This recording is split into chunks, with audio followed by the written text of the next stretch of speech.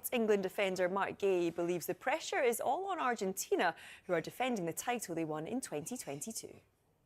It's a big game with big players. Both sides have great players, and when you have that, it's just going to be a good game. You know, it's going to be a fun watch, and one that we're going to be talking about for a long time. So yeah, excited. I mean, there isn't pressure on us. Well, what's the pressure? The pressure is the onus is on them. They're the world champions, so they need to come out. They need to defend their title. So there's no pressure on us at all. They've got great players, world-class players too, but so do we. So it'll be a great game, and I'm looking forward to it. I haven't really watched much of their games this World Cup, so I couldn't tell you. But I'm sure they've got a great mindset, great mentality, and so do we. Well, let's get more ahead of this one. We can head out to Rob Dorset, who's already at the Atlanta Stadium. Rob, just set the scene for us then, less than, 8 hours before kick-off? Well, it's very, very quiet here, Joe, because it's only just gone 7 a.m. in the morning, and you can see the Atlanta Stadium behind me is just coming up out of the clouds and out of the darkness. Sun's just risen here, and the England supporters and the Argentina supporters are just rising as well. Some of them maybe not till later, because the hotel we're staying in, just near to the stadium here, is very full of Argentina fans. I think England are going to be pretty heavily outnumbered, maybe 3-1. Inside that stadium behind me later on, and the Argentina fans in our hotel were celebrating long into the night in preparation for this World Cup semi-final, sort of 5 o'clock in the morning maybe, until they went to bed, which was only a couple of hours ago. So that's where the supporters are, but I think both sides know, both teams know, both head coaches know that this is a massive occasion. All the history of this fixture between England and Argentina we know very, very well, and both sides know they're one step away. So Tuchel there saying he's comfortable with the significance of tonight's game, but England defender Mark Gay believes the pressure is all on Argentina, who are defending the title they won in 2022. It's a big game with big players. Both sides have great players, and when you have that, it's just going to be a good game. You know, it's going to be a fun watch, and one that we're going to be talking about for a long time. So yeah, excited. I mean, there isn't pressure on us. Well, what's the pressure? The pressure is the onus is on them. They're the world champions. So they need to come out, they need to defend their title, so there's no pressure on us at all. They've got great players, world-class players too, but so do we. So it'll be a great game, and I'm looking forward to it. I haven't really watched much of their games this World Cup, so I couldn't tell you. But I'm sure they've got a great mindset, great mentality, and so do we.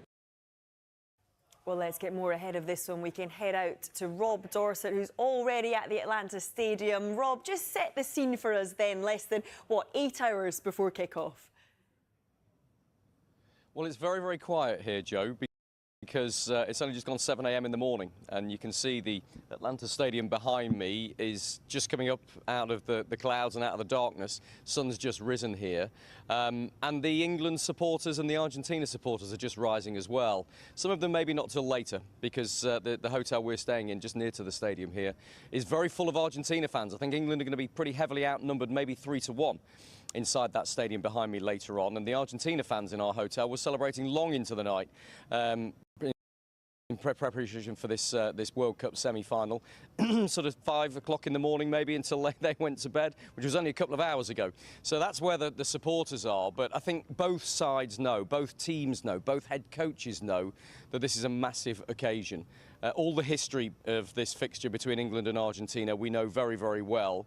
And both sides know they're one step away from a World Cup final against Spain on Sunday. There's no doubts for them now. It's all laid out very, very clearly for them. They will have watched Spain versus France yesterday.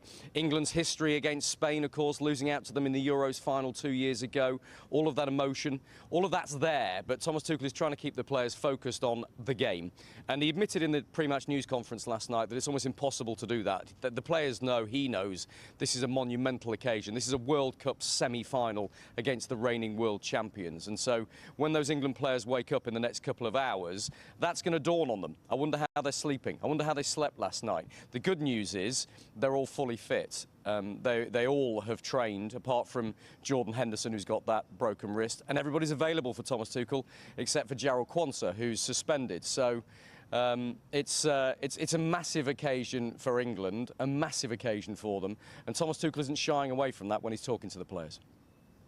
Rob, for now, thank you very much. We'll be back to Rob in Atlanta throughout the afternoon right here on Sky Sports News. But for more build-up to tonight's game now, I'm joined by former England midfielder Jamie Redknapp. Jamie, a very good afternoon to you. I mean, games, they just don't get much bigger than this, do they? How are you feeling? Good afternoon. Rob's got me nervous, actually, there, the way he was talking. It really brings it home, doesn't it, with the players and how they're feeling, and they slept well last night. There'll be a few, I remember, back to my playing days, there'll be a few, no matter how big the game was, they'd somehow find ways to sleep. Others would maybe a little bit more nervous thinking about it, and you start to think, I might be the guy that scores the goal that gets us through to the World Cup final. These are the sort of things you dream about, to be playing against Argentina, to be stepping onto the pitch with the players like Lionel Messi. So it's a huge occasion for both teams, but certainly for the England players. There'll be a few nerves, a bit of apprehension, but what a moment. And if you can take it as that and really go and be at your best and make sure you give everything tonight. These are the opportunities that every time you've gone training as a kid, 6, 7, 8-year-old, and your parents have took you there, this is all that hard work now paying off. So fingers crossed they can make it count and we can get through to the World Cup final on Sunday. And when you look back to that Norway game, Jamie, what did you make of that, and how much do you think England need to improve? What areas do they need to improve on in order to make it through to a World Cup final? Yeah, I think it's a great point. We didn't perform as well as what we'd have liked, but we won. And that's the most important thing, because sometimes you can sort of analyse games. Yeah, we could have kept the ball better. We didn't really make the most of opportunities, certainly in wide areas. We didn't get enough crosses into the box.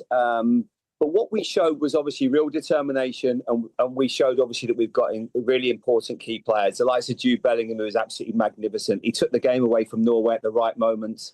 And obviously to get the win is so important, because there's been other games when we've been knocked out where we've perhaps performed better. So you do need a little bit of luck. You need things to go your way. So in terms of the performance, and obviously the manager was probably right in saying we didn't perform as well as what we'd have liked. But as Jude Bellingham says, we've had the altitude in Mexico, and then you have the heat, obviously, in Miami. It was very difficult conditions for everybody, and we're through. And now we've got an opportunity of a lifetime. Obviously, it'll be an air-conditioned stadium today, which will certainly, I think, help us, because sometimes in terms of retaining the ball and keeping it, doesn't always work in our favour.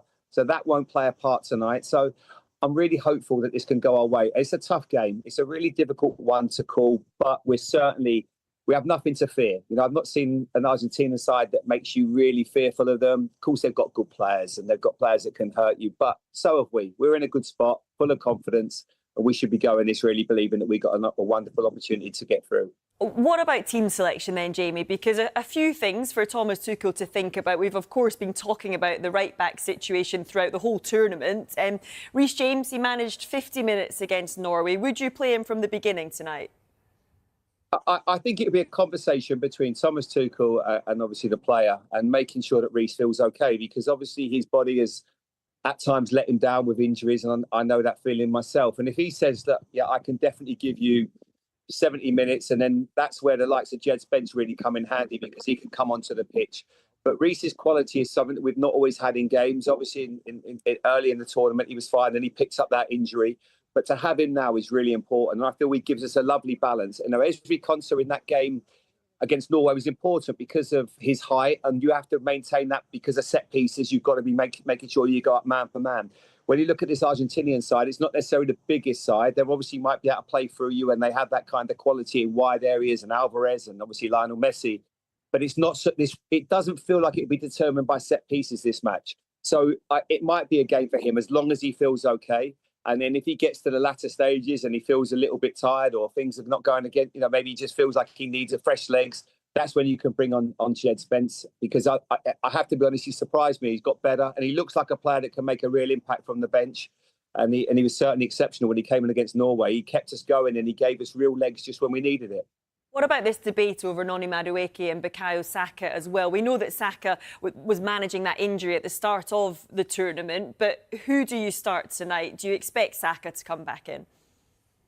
Well, if we base it on are they both 100% fit, it's not even a debate. It's Bukayo Saka, and I think even Madueke would say that himself. This is their levels of players; they're different. Bukayo Saka is a better footballer. I think he gives us more options. Certainly in those big games. But Noni might still have a part to play coming off the bench. I think that because he didn't start the last game, Bukayo, I think he'd be ready to go for this one because he's certainly managing an injury. I don't know obviously what it is, but he hasn't looked at his best. But a lot of that has to be with maybe just not trusting his body. We saw it with Saliba yesterday. He was struggling with an injury, and in the end, it ends up just taking its toll, and then he ends up having to come off the pitch. So I think I think Bukayo said it himself the other day, between Arsenal and the medical staff at England, they're having to manage his minutes. But in a World Cup final, I don't care what Arsenal are saying. I don't care what the manager's saying. If I get asked if I want to play, yes, I'm ready. And I think Bukayo will give that answer to Thomas Tuchel today if he's asked, and he will want to play and he'll want to show his qualities. And maybe, again, Noni Madueke might be able to come on and give us something when the game gets a little bit stretched. But he didn't do enough in that Norway game in that first half to warrant starting again. So if there is a debate, there isn't one for me. What about Thomas Tuchel then and his management of this tournament? Because he did have to, make those changes to deal with the red card against Mexico. The subs have had an impact when he's made them. Is this exactly the kind of game that England brought Thomas Tuchel in for, and he's going to prove that tonight? Yeah, a lot of it's on the players as well, and we sometimes, I think, we over sort of estimate what the manager can bring, and of course he's important, but a lot of it is on the players today, how they handle their nerves, how they handle the occasion, making sure we keep 11 men on the pitch, because I think this will be a spiky game. There's no two ways about it. Argentina, the way they play on the edge, and we can't get drawn into that kind of fight. But yes, you're absolutely right. This is what we bought Thomas Tuchel to manage England for, because it didn't sit right with a lot of people having a German manager managing England. But now, if he wins the World Cup, we'll all be delighted. And it'll probably be Sir Thomas Tuchel. I won't have a problem with that if he brings the World Cup to England. So let's see how we get on tonight. If we win, that's exactly what we've done. If we don't, obviously we'll say, well, there was not really a great difference between having him and Gareth Southgate or anybody else. But so far, it's been a really good competition for him. One or two players, the debate about the right backs and obviously Cole Palmer, etc. If we win the World Cup, no one will care. No one will even mention it anymore. So that will always be a thing if you don't do well. But so far, so good. We're in the semi-final World Cup. Let's embrace it. There's been a lot of positives this competition. Jude Bellingham has been absolutely magnificent, as has Harry Kane, and the rest have been a really nice supporting act. So let's hope that happens again tonight. I don't think one player's looking at it thinking, they mind that Jude and Harry are getting all the attention. They'll just be thinking, this is what we need to do. And it's a little bit like what Argentina did with Messi in the last World Cup. They all would like to support. They're in the supporting act to make sure they got their man to where he needed to be, the important goals. And we've got to make sure we do that tonight. And if we do it well and we protect those two and we give them the right service, they can win us the game. What about Messi then? How do England stop him? It's so difficult. What a joy. I have to be honest. I thought after the Qatar World Cup, we probably would never see him play to this level. But arguably, he's been better this World Cup. He's been playing at such a level. There was a time in a game when he went onto the right against Egypt, and I thought, my goodness, we're almost taking it back to when Pep Guardiola was the manager of Barcelona, and he's going one-on-one with a fullback and cutting inside and still got that incredible pace. And he's a match winner. But how you could detail you can't man mark him, because he makes it so difficult, because you man mark him, you end up spending half the game walking around.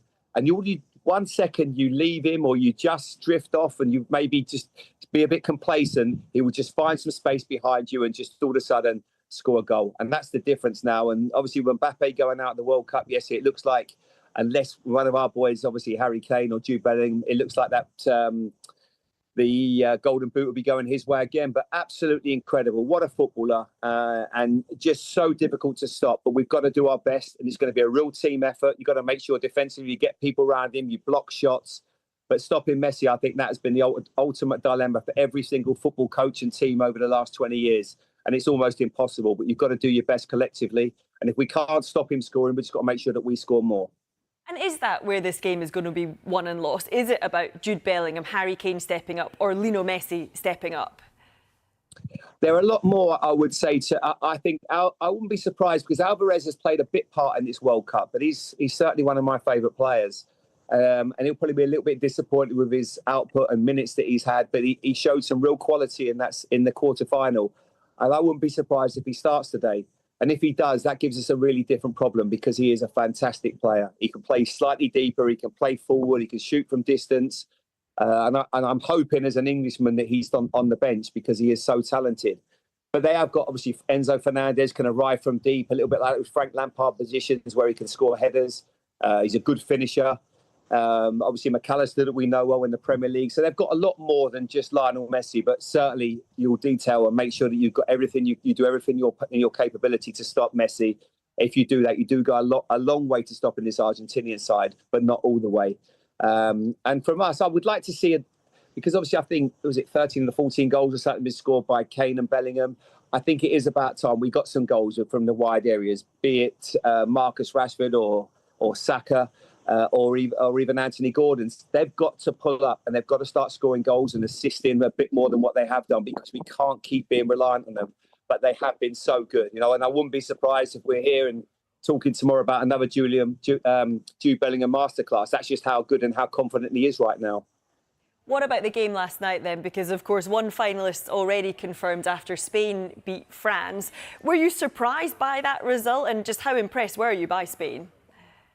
I was, yes. I'm in Mallorca at the moment, so you can imagine everyone was very excited here. It was a little bit slow getting the breakfast this morning. Everyone was a little bit hazy. They were all very excited.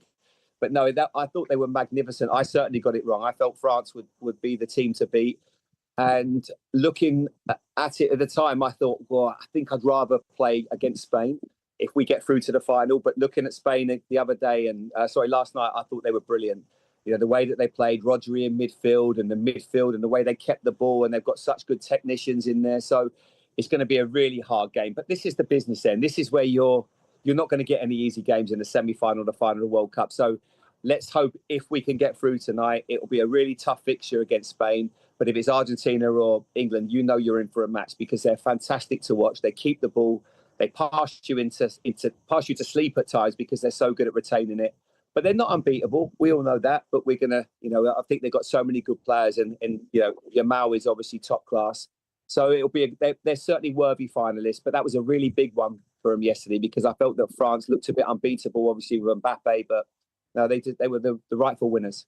All right, Jamie, finally, and I know it's probably a silly question because you're not going to tell me that Argentina are going to win tonight. What is your prediction for the game? Give me a score prediction. Do you know what? I think it's going to be really high scoring today. I won't be surprised if it's a 3-2 game.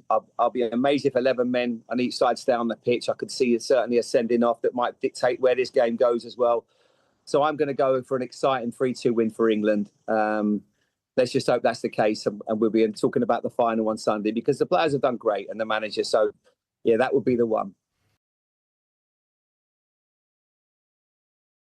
Yep, time to look ahead to the semi-finals with Village Hotels. Coverage begins on TalkSport from 6:30. World Cup Game Day with Adrian Durham. Commentary from 8 o'clock. Jim Proudfoot and Stuart Pearce. We're going to get onto the game itself very shortly, Simon. But ahead of the game, Thomas Tuchel has defended Jude Bellingham's post-Norway interview, which caused so much debate back here. Tuchel instead took aim at the media. I wonder who blows these things up, huh? No.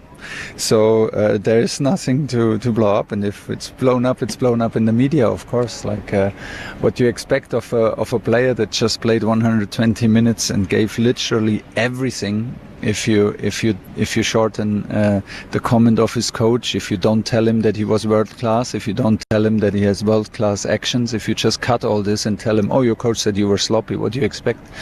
Yeah, of course you get the comment that you get, and then you try to blow it up and try to create and then people try to create misunderstandings and cracks where no cracks are. We come from the same place. We come from being competitive, and I'm a competitive coach. I push this team to the limit, and that was my assessment. And like I said, I think the question was unfair in this moment of time towards Jude, because he cut all the compliments out of my assessment and just asked about the critical points. So I can understand what do you expect of a player that just gave everything and stands there in front of a microphone in a flash interview. It's just what it is. But we're close as ever, and closed more than ever before. So you can see that on the field. Energy and mentality in camp is excellent through the last days, and we're ready to go for it tomorrow. So Tuchel's saying, Simon, they're still as tight a unit as they always were. It hasn't affected them at all. And of course, he's referring to those post-match interviews with ITV's Gabriel Clark and suggesting there that not all of what was at Gabriel's disposal was used when he spoke to Jude Bellingham. For example, the mentality is great, but that wasn't mentioned. Interestingly, one of the guests today on Paul Hawksby's show before us today here at TalkSport was a hugely experienced former ITV reporter, Jim Rosenthal, who gave us his views on those post-Norway interviews. Straight after the interviews, I sent Gabriel a text and I said, a masterclass in the art of post-match interviewing. And I would stand by that now. Gabriel's not a sensationalist. He's not out for headlines. He will look you in the eye and ask a straight question. Having been in that situation, I think he might have been slightly surprised when Tuchel came and said we were poor and we didn't do this and we didn't do that. That might have surprised him slightly, and he threw the mentality line in that Tuchel bit his head off about. But those situations, you've a limited amount of time. There's no way that you're going to go, I'm going to ask him this and wind him up here, and then I'll get Bellingham. And by the way, what a story that's going to be. That's not Gabriel. Gabriel's the best in the business at doing that by a considerable margin and has been for many years. And he should know. There you are. There's a huge surprise. Journalist, defence journalist. Oh, there's a revelation. No, he should know. He's vastly experienced and he knows Gabriel. So what if he's experienced? Funnily enough, in a strange way, has the dastardly media inadvertently created something of a siege mentality for England at just the right time for England? No, I mean, the word that I would describe begins with D, but it isn't dastardly. And no, I don't think it does make any difference whatsoever. I never thought it did. The debate and the argument between you and I is not about whether, for me, my argument was never about whether it created division. My argument was about whether it was balanced. The only people that can create division or allow division are the player and the manager. The media can't do that. They can create a background temperature that other people can bite down on, and the fans can bite in. And if you poll probably 90% of the viewing public what they think of it, they don't think very highly of it. They think that was an interview that didn't need to happen in that way, and that it was not a balanced interview. And we can all talk about the motivations of the individual. The only person that knows categorically is the individual himself. And only he will know whether he felt there was an opportunity to advance the negative side of the conversation rather than the balanced side of it. And why he did that, that's up to him. My view on it is very simple. I don't potentially think that Gabriel Clark sat there with the divisive mentality. I think he's a product of his environment, where that is what happens. That's what the media wants. So that's what they do. I don't think he sat there going, oh, hang on a second, I've got a real opportunity. I think it's conditioned, built in. I remember an example years ago with Simon Greenberg. Simon Greenberg was the editor of the Evening Standard, a very influential media person. And he kept on writing divisive, crappy articles about me that were untrue and nothing to do with my football team. So eventually I had enough of it and stopped him from going in. His view was he went to all my sponsors and told the sponsors that they shouldn't be advertising with my football club anymore, and phoned me up and told me that the reason why my football team was successful was because of the way they reported it. Now tell me the media's attitude. I've seen it firsthand. I know what it looks like. Now, whether Gabriel Clark was Machiavellian or whether he was motivated by a headline, the outcome was, in my view, and most people's view, except yours and other journalists, is it was not a balanced interview. But that experience you had all these years ago is still bound to reverberate with you, and it ended up a bad experience for you. But I sit in the media, I see it. So I see the nature. That will influence your view today. You spent your whole time, without making this personal between you and I, you spent your whole time quoting on Tuesday Piers Morgan. As if Piers is some bastion for balanced reporting. He's not. He's a sensationalist. There, minutes ago, we heard from one of the most respected figures in the game, Jim Rosenthal. You heard him defending someone that he knows and worked with. A journalist defending a journalist. Now, the journalists are supposedly writing for their readers. Ask their readers what they think of it. Yeah, but you have a set view, a very set in stone view of journalism, and at times what it can bring. And I think good journalism. You have a bad experience of it, as you've just brought up. I think it's important, if you have a view and you have an opinion, to seed it in something and to give a reason why you have that view. Lots of people have opinions, right, without any substance behind them. They just fling them around like confetti. So I'm backing up my opinion of certain sections of the media and the way that the media operates en masse at times, based upon experiential stuff. And also now I have the added other value set of sitting within the confines of the media and watching it firsthand. But is it steeped in bias, Simon, because of previous experiences like the one you've just mentioned? I have an open mind. And I totally get that. And the one you mentioned, when people are getting at you on a personal basis. No. And that's wrong. But that's the media's out there. Wrong. I used to sit in hotel bars watching all the journalists sitting at the bars, drinking themselves to Palookavilles, saying things about the players that were doing this, that and the other, whilst they're upstairs doing terrible things themselves. So I watch these old hacks. I've seen the industry. And now I sit here, I have an open mind to things. I don't think. What's the purpose of a mind if you can't change it? I'm not biased about anything. I don't sit there with a particular persuasion for politics or anything in society. I take things at first hand. I look at that interview, and do I believe in my mind, in my heart, that the sole purpose of it was to create headlines? No, I don't. But do I believe it was a balanced interview? And do I believe it could have been a better interview? And do I believe it was better to have balanced it out by saying to the player, on the post the game where they've just won one of the biggest games for English football, by the way, your manager thinks your mentality is great, but your performance was crap. Do I think that's a better interview? Yes, I do. Do I think that's a balanced interview? And do I think anyone could have said anything about that? No. Might he not have still got the same answer from Jude Bellingham? And then nobody like me or anybody else could utter anything, could they? Because they couldn't say it was balanced. But if Gabriel Clark was to come on this show, and he might at a later stage when the World Cup comes and goes, and says, regarding that interview, which in some quarters was perceived to be divisive, if he was to come on and say, I can tell you guys that was never my intention. I'd take him at face value. Would you? But I'd still say to him, but it wasn't balanced.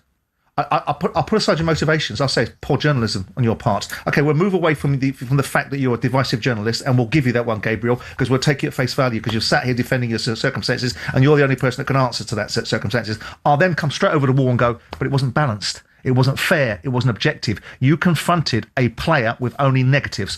Why would you do such a thing? But you did and hear... he would turn around and say, because I didn't have enough time to prepare. I said, well, be a better journalist then. One of the most experienced individuals in this line of business, Jim Rosenthal, has just said, no, I got on to Gabriel Clark and I praised him for such a good interview. And Jim Rosenthal... And for doing well. And because he's operated in these... And Jim Rosenthal... In these surroundings. Is a journalist. And so he's looking at it through journalistic eyes. And if you're going to tell me that journalism isn't supposed to be balanced, then what the hell are you talking to me about? The upshot is, Thomas Tuchel says, didn't affect anyone. No, but we're stronger than ever. We're tighter than ever. And I think I heard John Stones say, nobody's mentioned that. And I didn't think we're all together as a unit. I didn't think it would. But my point is, we all talk about the freedom of the press and having a free press. What kind of press do you want? But if you didn't think it was going to be divisive among the squad, what was the outrage about? You. And you're defending of it. And people of your kind that sat there justifying the journalist. You always say never get offended on behalf of other people. That's exactly what you did. I'm offended on behalf of circumstances that I've seen myself. I'm offended. Yeah, but that's where your bias comes from, because you were got at years ago by the media on a personal basis. If you want to describe it as bias, right? Defeat my argument that the interview was balanced. Explain to me, besides excuses, why the interview was only represented as one version of what Thomas Tuchel said. Why wouldn't a journalist, a fully rounded, very experienced, top of his trade, best in his profession, motivated journalist, be incapable of presenting a balanced point of view to the player? Maybe if Gabriel Clark had the chance again to do the interview again, he would. Why would he? He would. He did it the way he wanted to first time round. He had no motivations to do it any other way. But or could he have done it better? Say he's operating in a high-pressure environment, and you only have a certain amount of time with these individuals post-match. But do you know what happens when you're really, really good? You can operate in high-pressure environments. That's why you're in that position. Do you now accept, though, after everything that's been said on this, and after you hear a character reference from someone as well respected as Jim Rosenthal, that it was never Gabriel Clark's intention to be divisive? I don't know Gabriel Clark. And I'm not interested on second-hand testimonials. If Gabriel Clark was sat in front of me and I'm asking him a question and say to him, why would you do it this way? And the answers led me to a conclusion that his answers were not entirely honest, then I would say to him, I don't believe what you're saying. But if he sat in front of me and said, this is the reason why I did it this way, these are my reasons, because I cannot and you cannot explain to me why, besides, it's time, he's under pressure. Well, good people under pressure can respond to pressure and do it properly. So an objective, balanced, fair representation of what Thomas Tuchel would have been, all of it. Not reading the script of what Tuchel said, because you made that point the other day. What's he supposed to do? Read every single word? No, he could paraphrase. about the positives Well, in the same way he paraphrased about the we negatives. heard from Tuchel. He didn't choose to. We heard from Tuchel. Everyone knows why. Everyone's none the journalists. Everyone is none the worse. You've had a bad experience for years with journalists. And It's you not said that, and you mentioned it there But I today. watch it now. It must have a degree to do with your outlook on No, journalism. that supports my views. It scarred you a bit, hasn't it? You sat there, right? And I'm working with Piers, so I see it firsthand. You sat there and quoted Piers Morgan, and you know Piers Morgan is a red top merchant. You know he is. I know he is. And you quoted him as if he's the bastion of journalism. Even Piers Morgan said that. I would have think that would support the polar opposite view. But Simon, in most people's minds. You think Piers Morgan is still so relevant in today's world of the media that you regularly work with him? No, I think he's useful to me. Well, same thing, isn't it? No. Anyway, let's talk about the game itself, because that's more important than anything. England-Argentina tonight. Tuchel says everyone's none the worse for that interview the other day.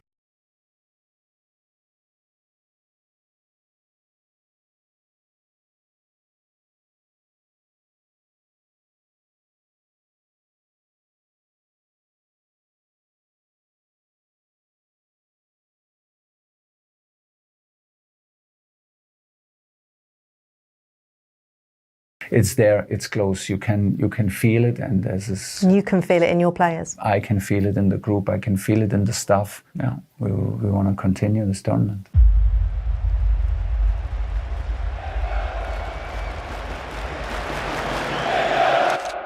Thomas, let's start with the Norway game. You seemed, by the time you spoke to me, you seemed a little bit downbeat, a little bit frustrated. You've had a few days to reflect. Are you still as frustrated?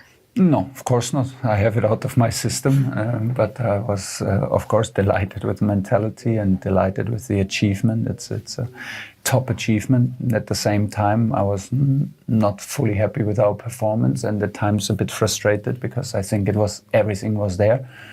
But we didn't find the spaces, and we couldn't dominate the game and create as much chances, accelerate the game as we wished for. I understand the opportunity, I understand the circumstances, I understand that it's difficult, but still, I'm a football coach. I try to bring the best out of players, to demand the very best, to not settle on any lower standards. So I was in a bit of a mixed feeling, which is also not for the first time in my career. I have it completely out of the system, which is also necessary and also my job. So we reframed it, we debriefed it together as a group, and we're all focused now, full steam ahead into semi-final, big match coming. What do you make of Jude Bellingham's reaction to your comments when they were put to him? Not a lot. It's a post-match interview. I think we come from the same mindset, as we come from the same place of being competitive, wanting to win. He just scored 2 goals. He's totally exhausted because he gave literally everything physically. And then the reporter asks him, by the way, the coach said you were sloppy. So what do you expect of a player in this very minute after the match?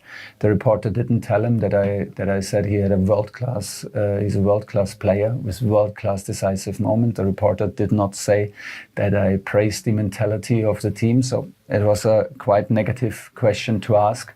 Like I said, we come from a place where we're both competitors, and we don't lose any sleep over this. So to those that are saying there's any issue between yourself and Jude Bellingham, that's completely wrong. No, there's no issue. There's no issue. We're competing for the same.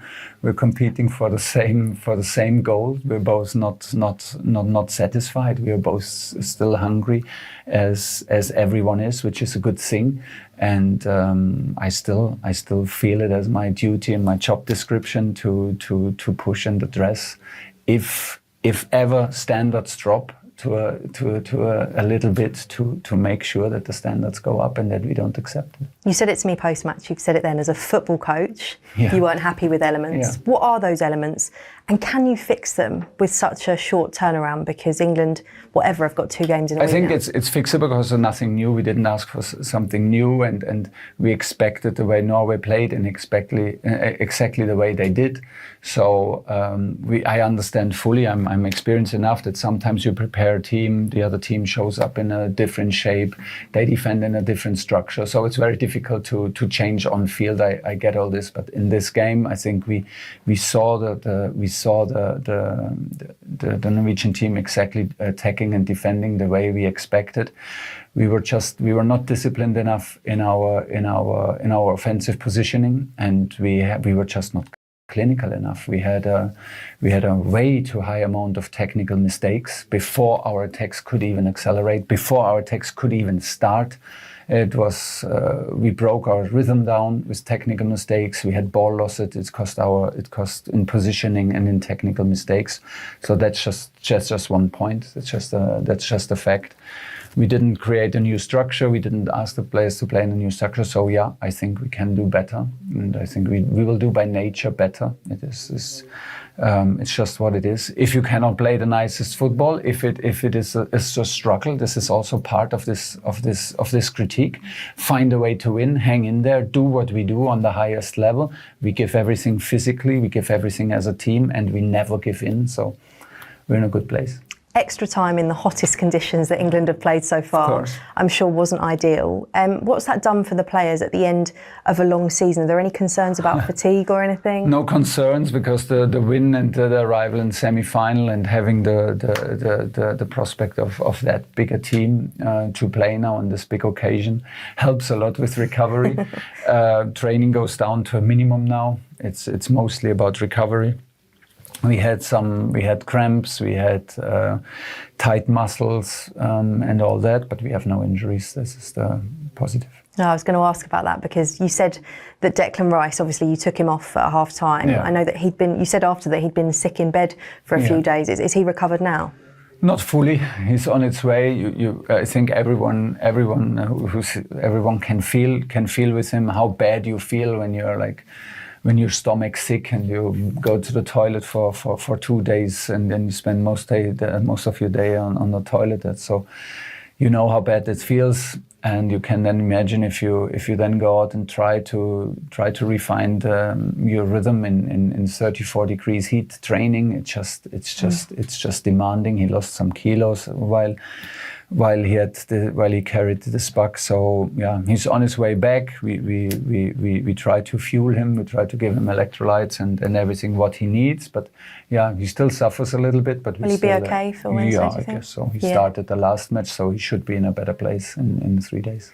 England versus Argentina then in a semi-final. We've already spoken about one England-Argentina match. I'm sure, I know you're not English, but you know the history behind this fixture. Yeah, I can. There's no difficulty for me to picture some crucial moments in World Cup history between the two. Yeah, so you know how much it means to England. A semi-final means the world anyway. But is this the kind of match you relish? It means also for them a lot. It fuels them. And I think the fixture in itself and the prospect to go to the final fuels us.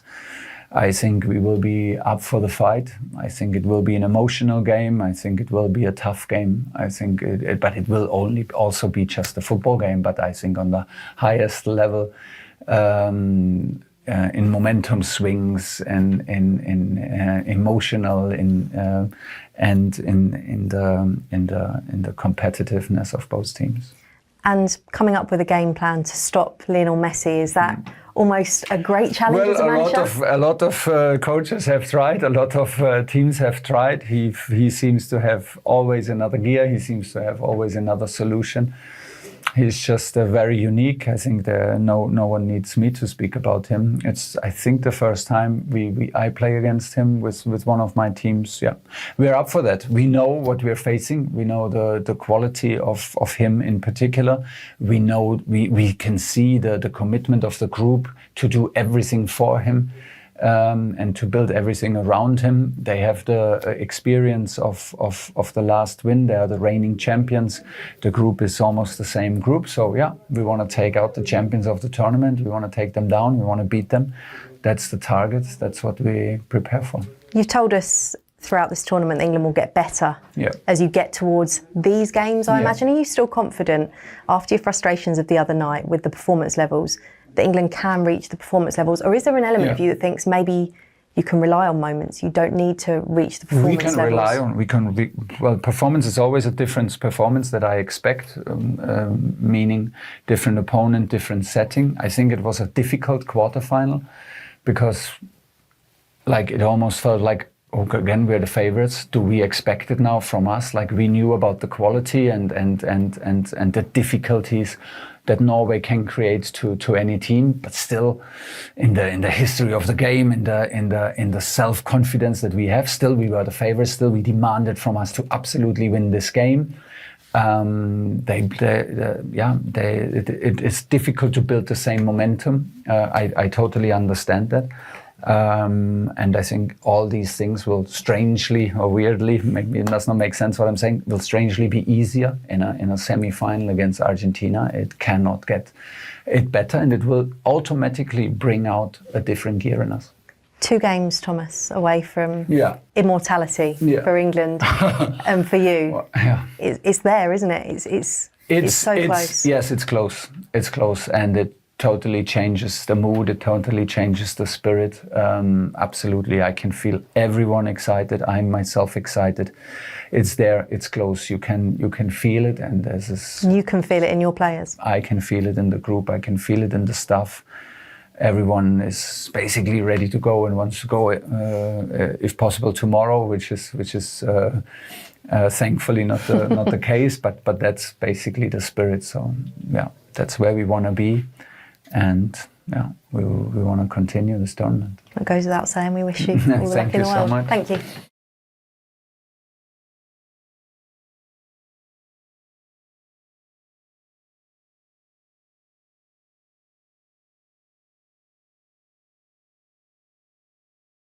Gabby said yesterday that England-Argentina is football's greatest fixture. Yeah. It's based on history, So it's kind of not a revenge, for England, but not far from that, because the sticks, between both countries, on the politics side, but as well on sports side, the history between both countries are huge and electric.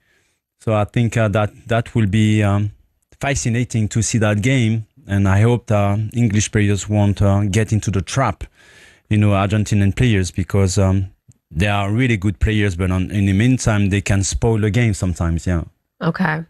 Who do you think has to be more cautious, because there's been a little Bellingham. bit. Okay. Definitely Bellingham. Why? Because he's very emotional, and you can see that. We talk about Tuchel, what happened, straight after the game, but I can see as well when he arrived at Madrid, the way he's acting on the pitch as well, he's getting very emotional. He has something. I have the feeling he's got something to prove every single time he's on the pitch, all the time, and the way he has to keep his nerve, definitely, because they will try to do anything they can on the pitch. What they do, isn't it? I mean, the best at it is Rodri de Paul. He's been doing it his whole career at Atletico Madrid. He's learned from the best. Diego Simeone, the manager. Atletico Madrid are the best at the dark arts over the years, and to wind up players and get players sent off. Rodri de Paul will do it. Paredes in midfield will do it. Romero will do it. Lissandro Martinez will do it. Emi Martinez will take his time and try and wind up. So we have to be careful as a team to not fall into that trap, like Emmanuel's saying. If someone leaves a bit on you, no problem. Let's play football. We're a better team than you. Let's beat you. Don't fall into that trap and then you get yourself sent off. But surely that trap applies to the Argentinians as well, because of course they are just as up for this occasion. We can wind them up. Fans have been saying this. Of course. Martinez can be a bomb scare, sometimes, as can Romero, in terms of getting red cards. So it does apply to both teams. 100%. 100%, yeah, I agree. But I don't see that coming from England. England will try to play the best they can, on the pitch. But Argentina, as I said, Americans, South country, sometimes, they use dark arts, on the pitch, and that. I seen it in the last game. I seen Rodri de Paul. I think there was an incident with Xhaka. He's just staring down at him. Provoking him. Provoking, trying to wind him up. Yeah. You can't bite by these players, and Bellingham will be told multiple times, listen, you're the player they're going to want to get sent off, like Simeone done to David Beckham. Don't fall for it. That's why I think referee would be under scrutiny. Yes. I mean, they are here, to control the game. They have to be strong for that game, definitely. One man who will be outstanding for England tomorrow, hoping to be anyway, is their goalkeeper Jordan Pickford, who has sat down with TalkSport's England correspondent Faye Others.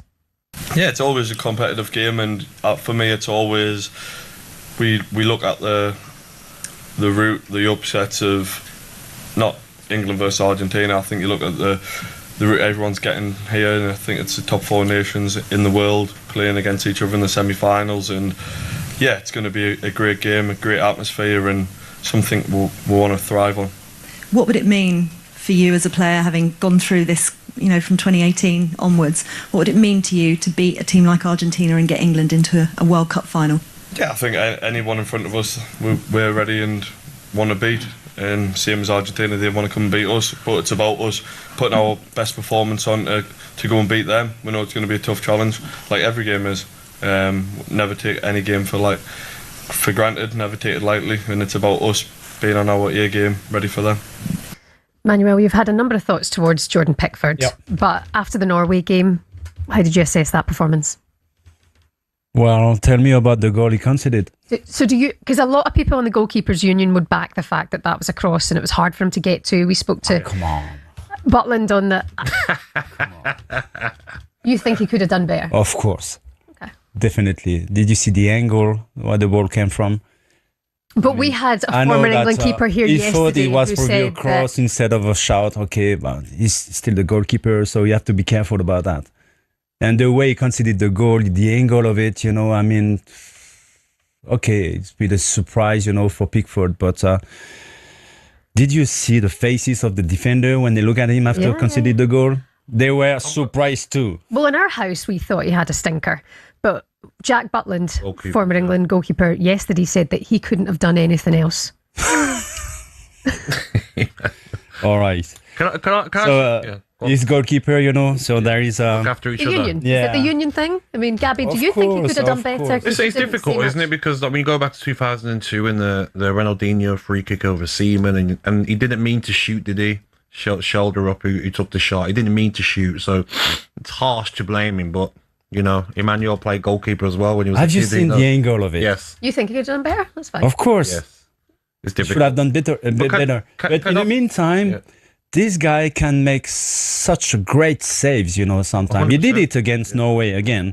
But but as well, you have the feeling that he can make silly mistakes sometimes. Okay. I want to ask you one question, Shaban, about this Argentina side. We've seen what they play. It's like a 4-4-2, but it's 4 centre midfielders. Yeah. It's Rodri de Paul on the right, Macias on the left, and it's Enzo Fernandez with Paredes in the middle.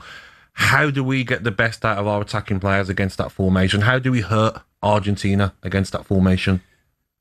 Try to play wide. There is so many players, in the middle of the park. And I think, again, that's what I've been saying for ages now, but I think in modern football, you need to have strong players on the side, on the flank. And this is something that's been missing, for England. But if I had to play against Argentina, I will avoid, to play in the middle of the park. I try to play widely. Yeah. Okay, let's talk about Jude Bellingham. 6 appearances at this World Cup, 5 man of the match performances, 6 goals, 1 assist. It's been an incredible tournament so far for Jude. And former England defender John Terry was speaking on FIFA's podcast yesterday and is compared to a World Cup great. Listen to this. Katie, where would England be without Jude Bellingham? Not in the semi-finals? I'm not sure in the semi-finals, no. Christian just said then as well, players of that nature have an ability to arrive at the right time. Lamps did it loads, Stevie G, Scholesy, Jude's doing it as well. It's a real talent. I said at the start of this one, he reminds me of Zidane, the way he plays and stuff. He's dragging this team through at the moment. I think he's world class, I really do. And also, you listen to him off the pitch, he's got a real calmness about him as well. And I think he's the next England captain after Harry. I think he's been excellent and really dragging this team through. But I think the further we go, other players are going to need to step up and start supporting him and Harry, because we can't just rely on because no doubt Argentina will target him and try and take him out of the game as well. Zinedine Zidane better than most. Is Bellingham giving you Zidane vibes? Emotionally, yeah. I think, but I'm sorry. I'm a huge fan of Bellingham, but you cannot put on the same line Zidane and Bellingham, to be honest with you. Because Zidane he hasn't was won a World Cup magician. yet. Okay. He's among the best players in football history. Well, I hope Bellingham will find a way, you know, to reach that level. Not Emmanuel. I don't think people are comparing him in the sense of nowhere near. But I think like when you watch him play, and like I've seen in this World Cup, he's got, you know, when Zidane used to do that little turn, the two flicks and turn and then drive and little moments. His ability, you mean? Yeah, little moments you say, oh, I've seen Zidane do that so many times. Okay, but obviously nowhere near the level of Zidane. I don't think people are saying that. Just little moments. I understand. I agree with you. I think I will probably say as well that you expect from your top players, you know, to take responsibility. You know, the biggest destiny means that you have to take the greatest responsibility on the pitch.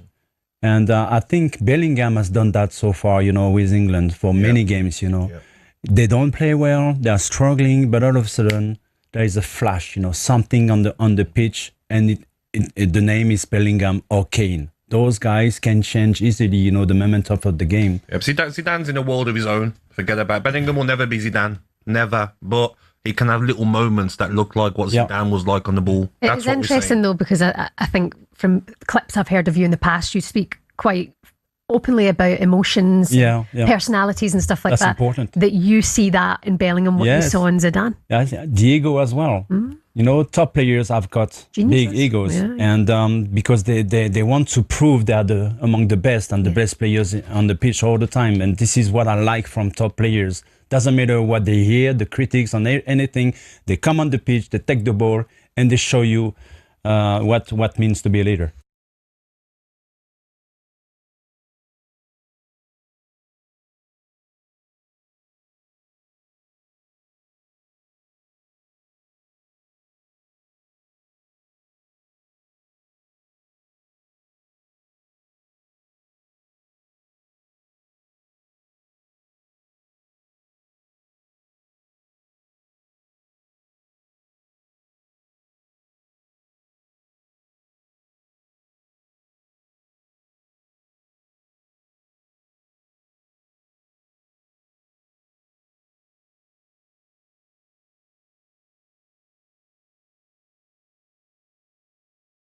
The moment to try and get us to a World Cup final is extremely rare, and ultimately just excited to test myself against the very best on the bigger stage.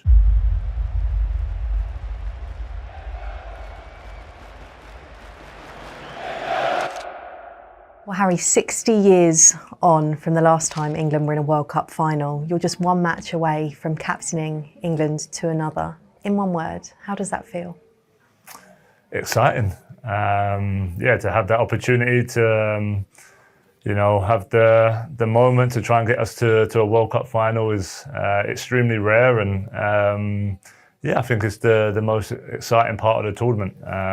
You deal with so much pressure and commitment over a long period of time, and now it's kind of the final week, the final hurdle. So we have to try and enjoy it as much as possible. I'm really looking forward to the game. How do you assess England's tournament so far? Outstanding. To be in a semi-final of a World Cup, no matter how you play or what you can do better. This was the goal 2 years ago when the boss arrived. We spoke about climbing the mountain, and so much goes into every camp, every time we're together through the qualification into the tournament, the group stage, knockouts. And we've done everything right to be here now, and we fully deserve to be in this moment. So like I spoke after the last game, of course we know there's still things we can improve and we can get better, but ultimately it's about being in this situation, the final four. Now is that one big push, the final week. 2 games away from making history, and that's where our focus is. The manager said after the Norway game that he still felt there was more to come from England in terms of the performance. How were his comments received in the dressing room? Yeah, I think we understand it. I think players on the pitch know more than anyone when you're playing well, when you're not playing well, when you maybe giving away too many sloppy balls or not winning your duels in defensive actions, but that is part and parcel of football. We understand what the boss meant, and the boss has been so complimentary about us as a group, and he said as well from the mentality point of view, which is sometimes the hardest part to get. We're at the highest level, and we have been for a period of time now. Again, I think when he sees us train and he sees the freedom, he sees the attacking play in training, of course he wants to see that on the pitch. It's not always possible for many different reasons, playing against difficult opponents. Humidity, heat, situations, pressure, there's a lot that goes into all of these games. So, ultimately, we try and do our best in every moment. Norway, there was some things we could have improved, but also a lot of great things as well. You try and take positives from every little situation. And, going into this game now, that's what it's all about. What did you make of Jude's response to the manager's comments? Yeah, look, it's hard when you're playing a game, especially a game like that, and you get asked a question 5 minutes after the final whistle, when he hasn't really known what the manager's really said. It's like, what do you want Jude to say? You know what I mean? Like, we've just been through a battle. It was really tough out there. Look, I think it's easy to try and create this division. It always seems to be maybe an English mentality, an English thing to do at these major tournaments, but it's the complete opposite. The group is where we are because of our togetherness, not just the players, but the coach and the staff and everyone who's involved. So, things just get sometimes made out so much more than what they really are. We're doing incredibly well. The boss knows that, the players know that. Our focus is literally on what's ahead, and that's a really tough game against a great Argentina side. Is it perhaps also that Thomas is a bit more of a direct manager than maybe England fans have been used to hearing from? Maybe. Wears his heart on the sleeve, and I think people appreciate that as well. The honesty, the emotion, the feeling, you get all of that when he talks. It's never scripted. It's just purely what comes into. Is that what's so special about him in a way? I think so. I think that's what makes him who he is. And we've had many occasions, meetings, speeches from him. We spoke after Croatia, the half-time. I think when it just comes natural, as players, you believe in that. You believe in what he's saying. You believe in his approach. And he's one of the best managers in the world for a reason. And his character is a big part of that. So you don't ever want to take that away. We understand him. That's what these relationships are for as players and coaches, to, over the 2 years he's been here, to get to know him, know what makes him happy, makes him unhappy, what makes him tick, what gives him energy, and he finds the same in every player, and that's part and parcel of the relationship. So from that point of view, it couldn't have gone any better so far. Some people have said that England have an over-reliance on yourself and Jude Bellingham. What do you say to those people? Yeah, that's just football. I don't know what people expect. It's like I said at the start of the tournament, Argentina rely on Messi, France rely on Mbappe, Elise, Spain rely on Yamal maybe. It's like, it's one of those. We're the guys who people expect to score, and now we score. It's like, oh, they're scoring too much. Maybe other people should score. It doesn't really completely make sense, but I think throughout a tournament, you need moments, you need match winners, you need heroes. As much as people will talk about me and Jude, we wouldn't be in this competition still if it wasn't for every single player here, and the saves Pickers has made, the blocks the defence have made, the running, the commitment. The midfielders are doing, the wingers 1v1 all the time. It's such a team game. I think it's so easy in these big tournaments to just make it about individuals and make it about one or two players, but without the whole team on the same page, the same togetherness, the same mentality, we wouldn't be where we are now. So football is like that. You score the goals, you get the reward. I know that more than anyone, but I also know there's so much more that goes into a game of football than just the goal scorers. Why does the partnership between the two of you work so well?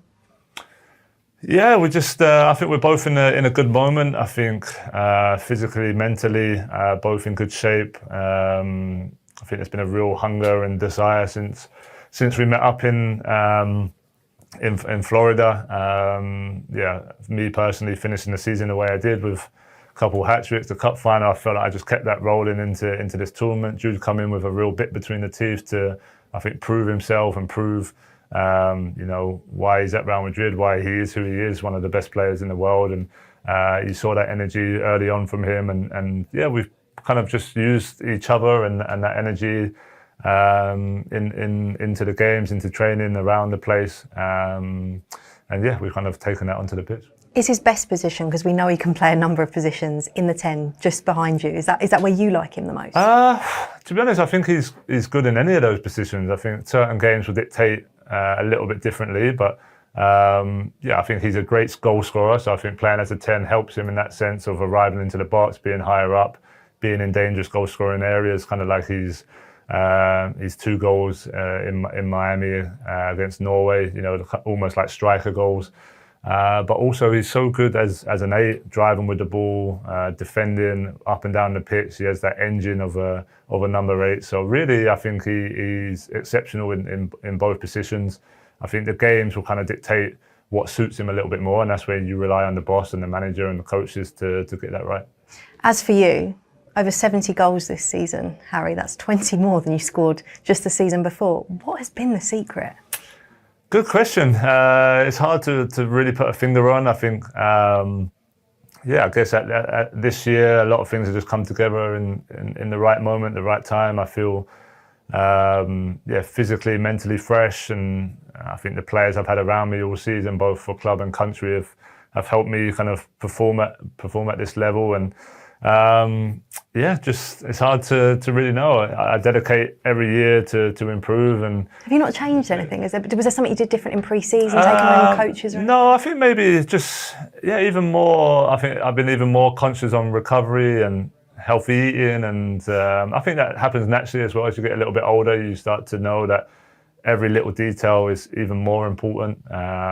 So yeah, I'd say probably from the start of the season, just coming off the back of winning the season before, and I think you're always a little bit like, how am I going to react to winning my first trophy? And if anything, it just gave me more push and more motivation to say, I need to get better here. I need to improve. There's still areas I can work on, and that's what I kind of done. And sometimes you look through history of different teams, different nations, and of players who just have a year where kind of everything goes their way. I've still had not everything go my way, obviously Champions League and things that could have been better, but for the most part it's been really special. And now I'm in that final week of what's been an amazing season. I'm kind of just excited to be back out there and try and have this one big push in these last 2 games. Let me take you back to Euro 2024. Did you have a bit of a point to prove after that as well? Yeah, maybe. I think everyone knows how much representing England means to me, and especially in major tournaments, and of course the way that ended, and with the disappointment.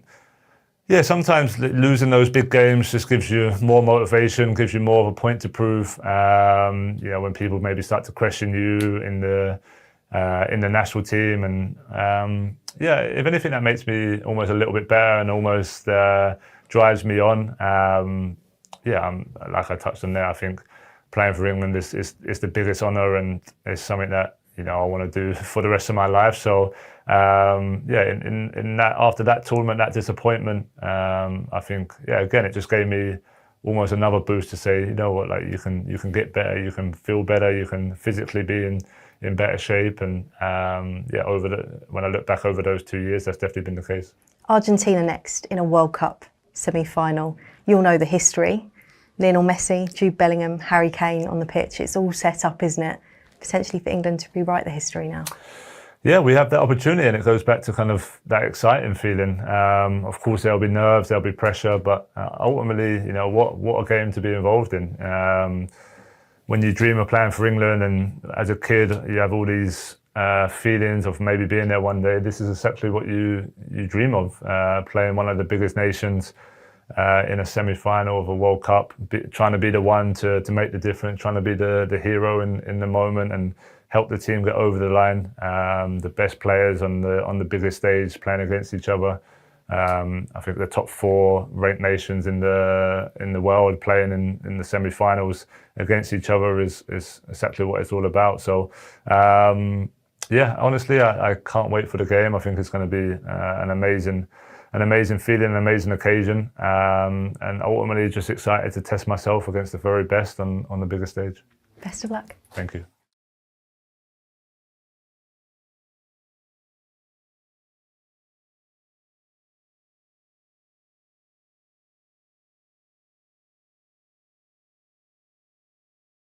Simon Martin, they always say live and let live. That's about right, isn't it? But in football, how long should you hold a grudge? I'm talking about Roy Keane, Alpha Inge Haaland. We know what happened with these two. They've been great rivals since 1997. Keane tore his anterior cruciate ligament trying to tackle Haaland while playing for United against Leeds. After the Norway-England game, Haaland's father, Alpha Inge, said, saved by the referee, hope England win the World Cup now, but I feel we got robbed today. And then he wrote in another response, well done, Bellingham and the referee. Roy Keane responded apparently to Haaland Senior's comments by saying, would you remember the game? Because obviously he's been drinking alcohol at the matches. The dad, I'm saying. He's having a drink. You're seeing the game differently. After Keane's comments were shared on social media, Haaland responded to one post saying, once a naughty word, always a naughty word directed at Keane. And that comment was later deleted. I mean, that grudge goes on, doesn't it? It depends if you think that Roy had no right to say what he said about Alfie Inge Haaland and his assessment of the game. I mean, I think Norway were at times the better team in the game. But Roy is entitled to an opinion on what the fella said. Yeah. And if anything, it is potentially Haaland's dad that's carrying on the grudge by making it personal. Yeah, seems to be, actually, seems to be. And then talking of grudges, and I'm coming to you, Martin, but on World Cup Uncensored, the Piers Morgan show that Simon is on now and again, Mick McCarthy joined Simon and Piers, decided to take Piers Morgan on regarding an incident way back in 2009, when as Wolves manager, he rested a number of players for a trip to Old Trafford. I've always respected you hugely, genuinely, as a manager. Except when I dropped 10 players at Wolverhampton. Yeah, well, that was terrible. You did say something that I was particularly unhappy about. I thought it was shocking. Yeah. Yeah, go on. Well, what was your problem with what I said? You must have known I was right. You're never right, mate. You just antagonise people with your comments, which you're doing on this show quite clearly. No. So when you said it, my job is to win games. Yes. We went to Spurs the Saturday before. We won 1-0 with about 35% possession. We've got Manchester United on the Tuesday. I went there and I dropped 10 players. I have a squad of 22. If I'm a manager, it's my right to manage that team how I see and get results. And it's my right as an Arsenal fan who you were directly impacting with your cowardice because you weren't good enough to call you out on it. Because you weren't good enough to win the title, and that Sir Alex won it again, and he won it. You weren't good enough, so you blame me, which is real bad on my part. Now I know what Roy Keane's problem was. No, just to be clear, by dropping 10 players, you let United walk all over you, which had a direct impact on my team's chances of winning the league. I thought that was an appalling abrogation of your duty as a manager to entertain the fans with the best available team. Clear you up. My duty was to beat Burnley on the Saturday, and we did. Well, Mick hasn't forgotten, has he? That's for sure. Oh, no, he went further than that. He said that Piers was a purveyor of the wrist action. Went into that sort of territory, which I was inclined to agree with. Yeah. But also, to be fair, Piers did say to him and did have him. So let me ask this, right? So if it had been the other way around, right, and Arsenal had taken all their players and rested them in a game, and that had adversely affected Wolves, did he have an answer for that? What would you have said? And Mick went, well, I wouldn't have liked it, would I? So it was a frank exchange. He was looking. He wanted to come on the show and tell Piers what he thought of it. So was that you doing a Barnsley accent? It wasn't a Barnsley. Piers was being antagonistic, though. He's even throwing Roy Keane's name at him. Oh yeah, trying to get a rise out of him. Yeah, trying to get a rise out of him. I mean, is there a grudge between you and Van Nistelrooy, Martin? No.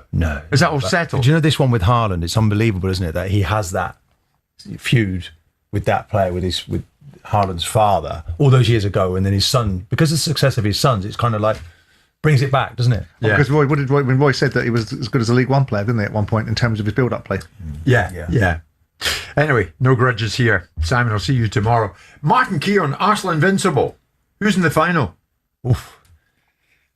Well, I'm back in England to make it, and France.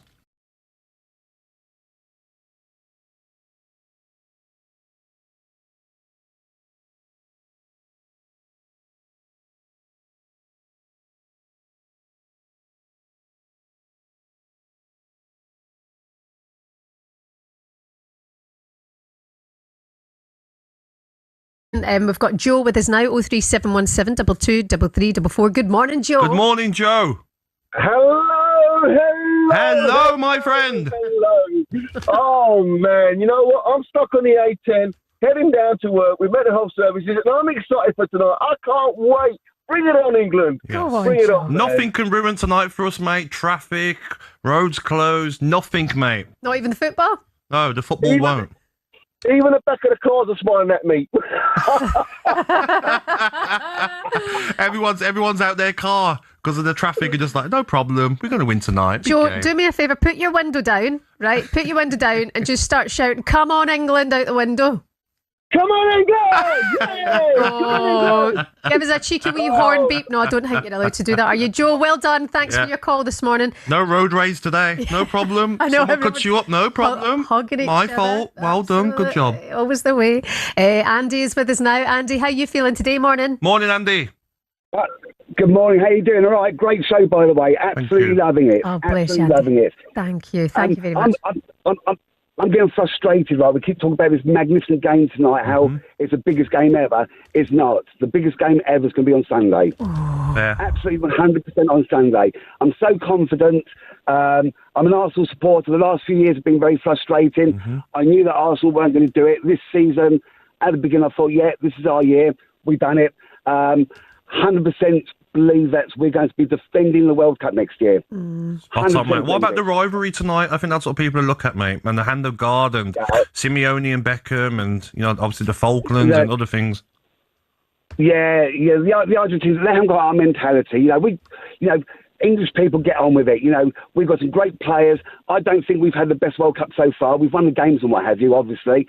I think Tuchel's interview the other day, it did sum it up, really. I think it's actually summed up the whole of our performance so far. We haven't been brilliant. The Mexico game, I'd say it's one of the most exciting games I've ever watched. Yep. It was absolutely brilliant. I was actually in Spain, so I was an hour ahead of you guys. Must be nice. Absolutely knackered. I was tired. It was dark outside, but I was just so excited. The whole game was really good. I think tonight's game can be quite similar to that, but it's a stepping stone to what we can do on Sunday. Absolutely. The only thing that's actually disappointing me about the World Cup at the moment, I'm seeing no England flags on the streets. Oh, I'm seeing them everywhere. They're everywhere, mate. Come on, they are. Yeah. Really? Andy, give us a big come on, England. Because you've been in Spain, that's why, Andy. There you go. I live in Essex. And I drive the back roads through the villages into central London. Yes. I'm not seeing any at all. It's really disappointing. Maybe they're waiting for the final. Maybe they're waiting for then. Andy, hopefully they'll be all over the place. Look after yourself. Enjoy it tonight, all right? What's up, man, Andy? Let's head to the phone lines now. 03717 223344 is the number. Lee is a Huddersfield fan, and he has a song for us. Good morning, Lee. Good morning, Lee. Morning, guys. Good morning. Looking forward to this. You've got a tune for us, Lee. Crack on. Yep, you ready? Yep. Let's do it. Maradona was good, but he was off his head. Messi was all right till the Wednesday night, played the lads in white.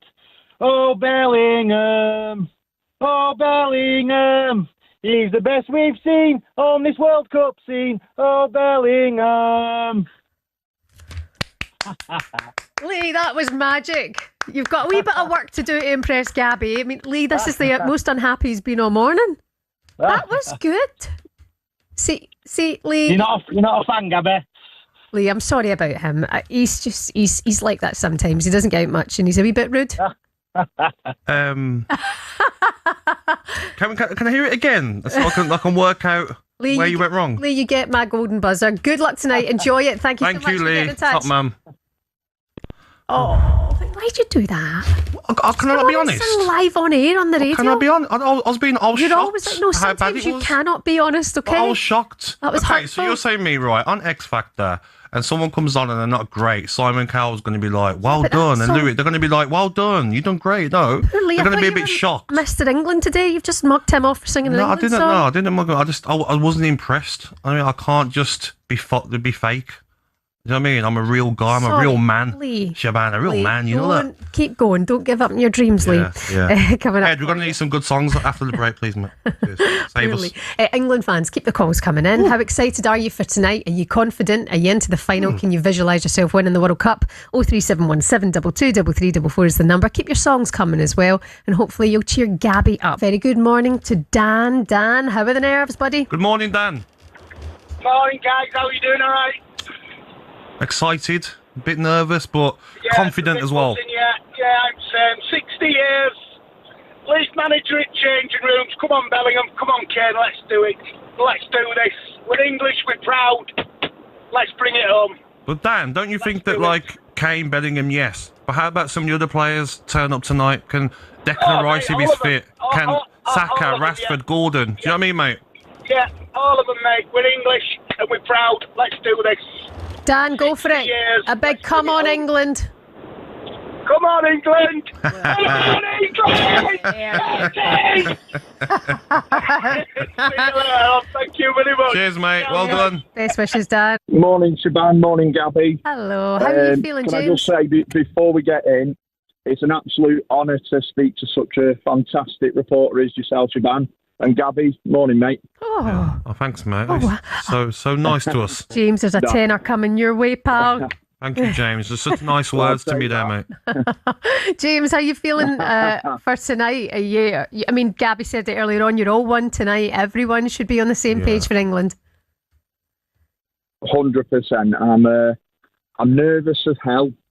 I've got a full day of work where I'm just going to be thinking about getting home, getting the kids in their England kits, getting around that telly and losing our voice, hopefully, celebrating, watching the greatest player of all time, Lionel Messi, go home crying. That's the plan. Give us a big come on, England, James. Start breaking your voice now. Yes. Come on, England! Oh, well done, James. As a crew fan, probably don't see them win much, so we don't see England win. James, to be fair, you did start it. What? What does that? Oh, is he still there? Sorry. Get James on your Christmas card list. James, thank you. Into Charlie now. Charlie, the Chelsea fan. Good morning, Chaz. Morning, Charlie. Hello, you alright? Oh, Charlie. No, you sound like... What's wrong? Did premonitions? What's up? No, you said Chelsea fan. I'm a Man City fan. I don't know how that got through, but... Oh, my bad. Right, okay, sorry. I'll take it back. Right. Good morning to Charlie, the Manchester City fan. How are you, Charlie? Morning, Charlie, the Man City fan. How are you? Oh, we're good, thank you. We're good. Listen, how are you feeling about tonight? Well, I think everyone's cheering Lionel Messi, saying, and don't get me wrong, I do think he's the best player I've ever seen, but I think in this World Cup, Jude Bellingham's been just as big of a game changer as Lionel Messi has. 100%. Yeah, I think we all agree. Totally. And what I've said all through this tournament is, people keep saying, oh, we're so lucky to have Jude Bellingham. Where will we be without Bellingham and Kane? But where would Argentina have been in the last World Cup when they won it without Messi? So we're not without him, are we? We've got him, so let him do it again tonight. Exactly that. Charlie, I feel like you need a little bit of a lift. Yeah. I feel like you need to give us a big come on, England. Where's Costa Cole? Get a coffee. Yeah. Oh, come on, England. Love that, mate. Charlie. Love that. Energy. Charlie, the Man City fan, not the Chelsea fan. We do have Chaz, though, the Chelsea fan. My bad. Good morning, Chaz. Good morning, Chaz, the Man City fan. Hello, how you got? All right, thanks for that, guys. Oh, there's a good old accent if I've ever heard one before. Right. All right, how are you? I'm down in Sydney. I'm you good. know what I mean? Oh, right. We're Well- good, thanks, Hen. Tell us, Chaz, are you, what's the story? I'm definitely going for England, right? And I'm getting plenty on my my WhatsApp channel from my mates in Scotland. So Nick, Colin, my best man, and my dad are giving me plenty for supporting England tonight, right? And I'm just like that. Why? Because I pay money down in Australia to watch the Premier League. I don't watch the Scottish Premier League at all. You know what I mean? So, Shame on you. what do you reckon? Shame on you, Chaz. I mean... No, come on. I'm going to the A-League games down here, and Australia did brilliant in the World Cup, right? Okay. I mean, fair. I mean, support who you want to support. I think that's... We want more fans. Big shout out to Scotland as well. But tonight, the only thing I'm worried about, I agree with Gabby, right? Because I'm worried that if any of the team actually then kind of like arc up if there's bad tackles or there's dirty play, you know, and a half time for half an hour. For God's sake, what's going on? Ridiculous, you know what I mean? Listen, Chaz, in your most Scottish of accents, can we get a big come on England? Come on, England! Brilliant. We've heard it from a few of us this morning. It's just blowing my mind. Chaz, all the best to you. Good luck watching the game down under. And good luck mate. to England as well. Keep your calls coming in then, England fans. 0371722 3344 is the number. You know, it's funny, Gabs, you know, you talk so much about England-Scotland rivalry. Yeah. And the amount of people with Scottish accents today who are making themselves heard, who are supporting I England like that tonight. though. It makes me really happy that we've got so many fans in Scotland. You know, I love Scotland. I got Scottish blood. You know that as well. Yep, So yep, like, yep. I'm Scottish and English fan as well. There you go. It's Keep great. your calls coming Fantastic. in. We're all behind football today. Absolutely. Wow, good morning. What a day. I'm absolutely full of emotion. You've got snippets on from the Verve Bittersweet Symphony, Three Lions. It's giving me goosebumps. At one point, there's been tears coming down my eyes. Ooh. I'm just so up for this. I just can't cope. I can't cope. We need the game to kick off. We need to attack them early. Like Gabby said, we need to get the goals in quick succession. We need to show them this is our time. What are your plans tonight, mate, to watch the game? I recognise that accent as well. Great accent, that. Good accent. Well, Gabby, I've spoken to you before. Then, if you remember, there was a lad who needed to get to Villa Park from going to Cheltenham, and I picked him up. Yes.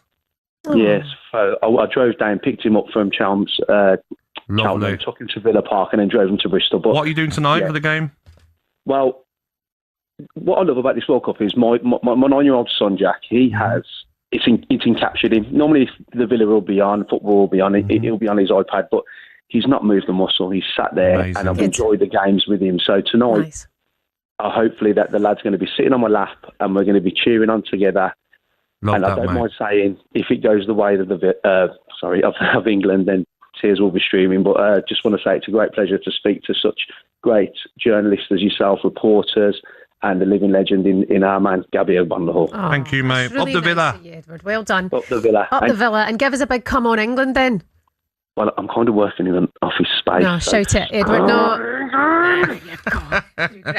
Just a little bit louder for us, Brilliant. Edward. For those at the back who can't hear you. No, I'm getting funny looks now, so I better move on. You're in one of those shared spaces. Save your job.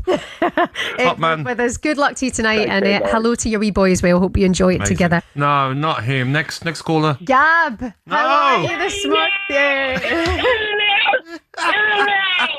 England supporters, pride and pride. Today is not another game.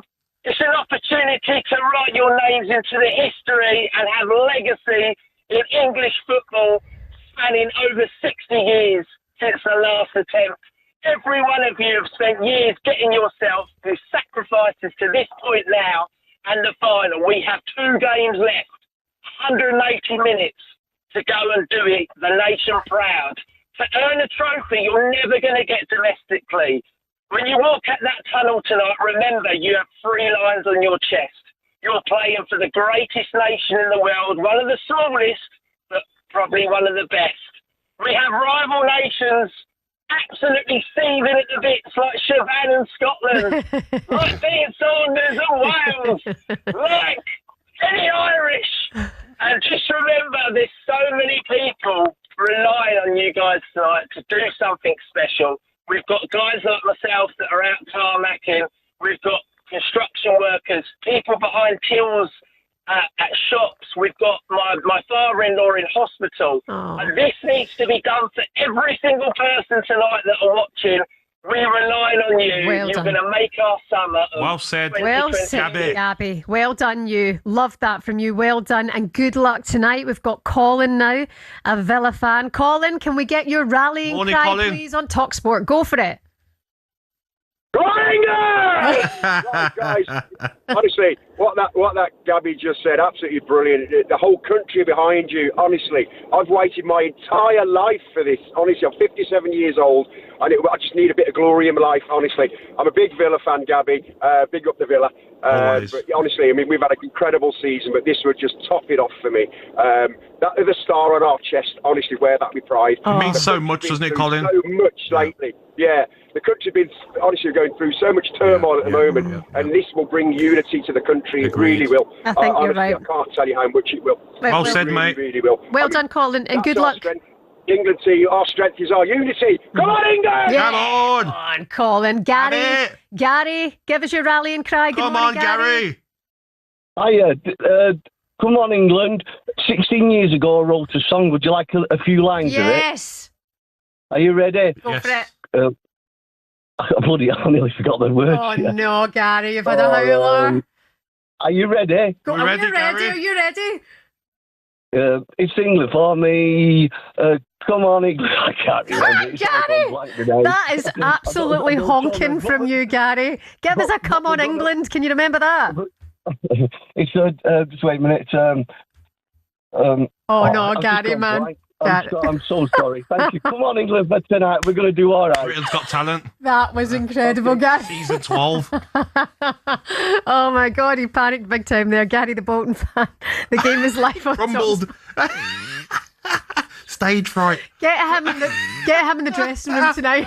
6:30 tonight here on TalkSport. The build-up gets underway. It kicks off at 8 o'clock. It's going to be a cracker. Come on. Keep it TalkSport. Gabby, good luck to you. I hope it goes well for you. Yes. Enjoy your night. Yes. Good luck to you, England fans. Have a great time. Whatever you're doing, be safe and enjoy the football. You've got Jeff Stelling and Gabby Agbonlahor back with you tomorrow at 6 o'clock here on TalkSport Breakfast. Hopefully celebrating an England win. Now, there's only one way to send out the show. Earlier on, social media sensation, England superfan and Royal Oak assistant manager joined us to give us his rallying cry. Take it away, Steve Bracknell. Enjoy. These nights define you as people and as a country. If you're a child on your way to school with your parent at minute, please listen to me. These games do not come around often, and this fixture is dripping in history. All I ask you to do when you finish work or when you finish school is look yourself in the mirror and ask yourself one question. Do you believe England can beat Argentina in a World Cup semi-final? And if the answer's yes, put your shirt on, get your drink, get to where you need to be, hold that passion in your heart and shout from the top of your lungs and give them lads every inch of support you've got, because we can reach a World Cup final for the first time in 60 years. We have to believe as a collective.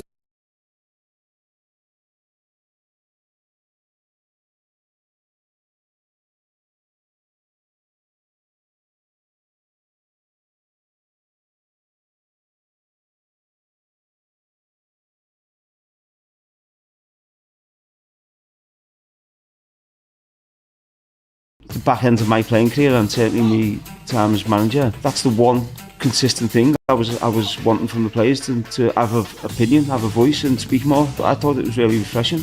Against the big teams, if you don't perform, if we give Argentina the encouragement to go forward and to get into good areas, probably going to punish you a bit more than Norway.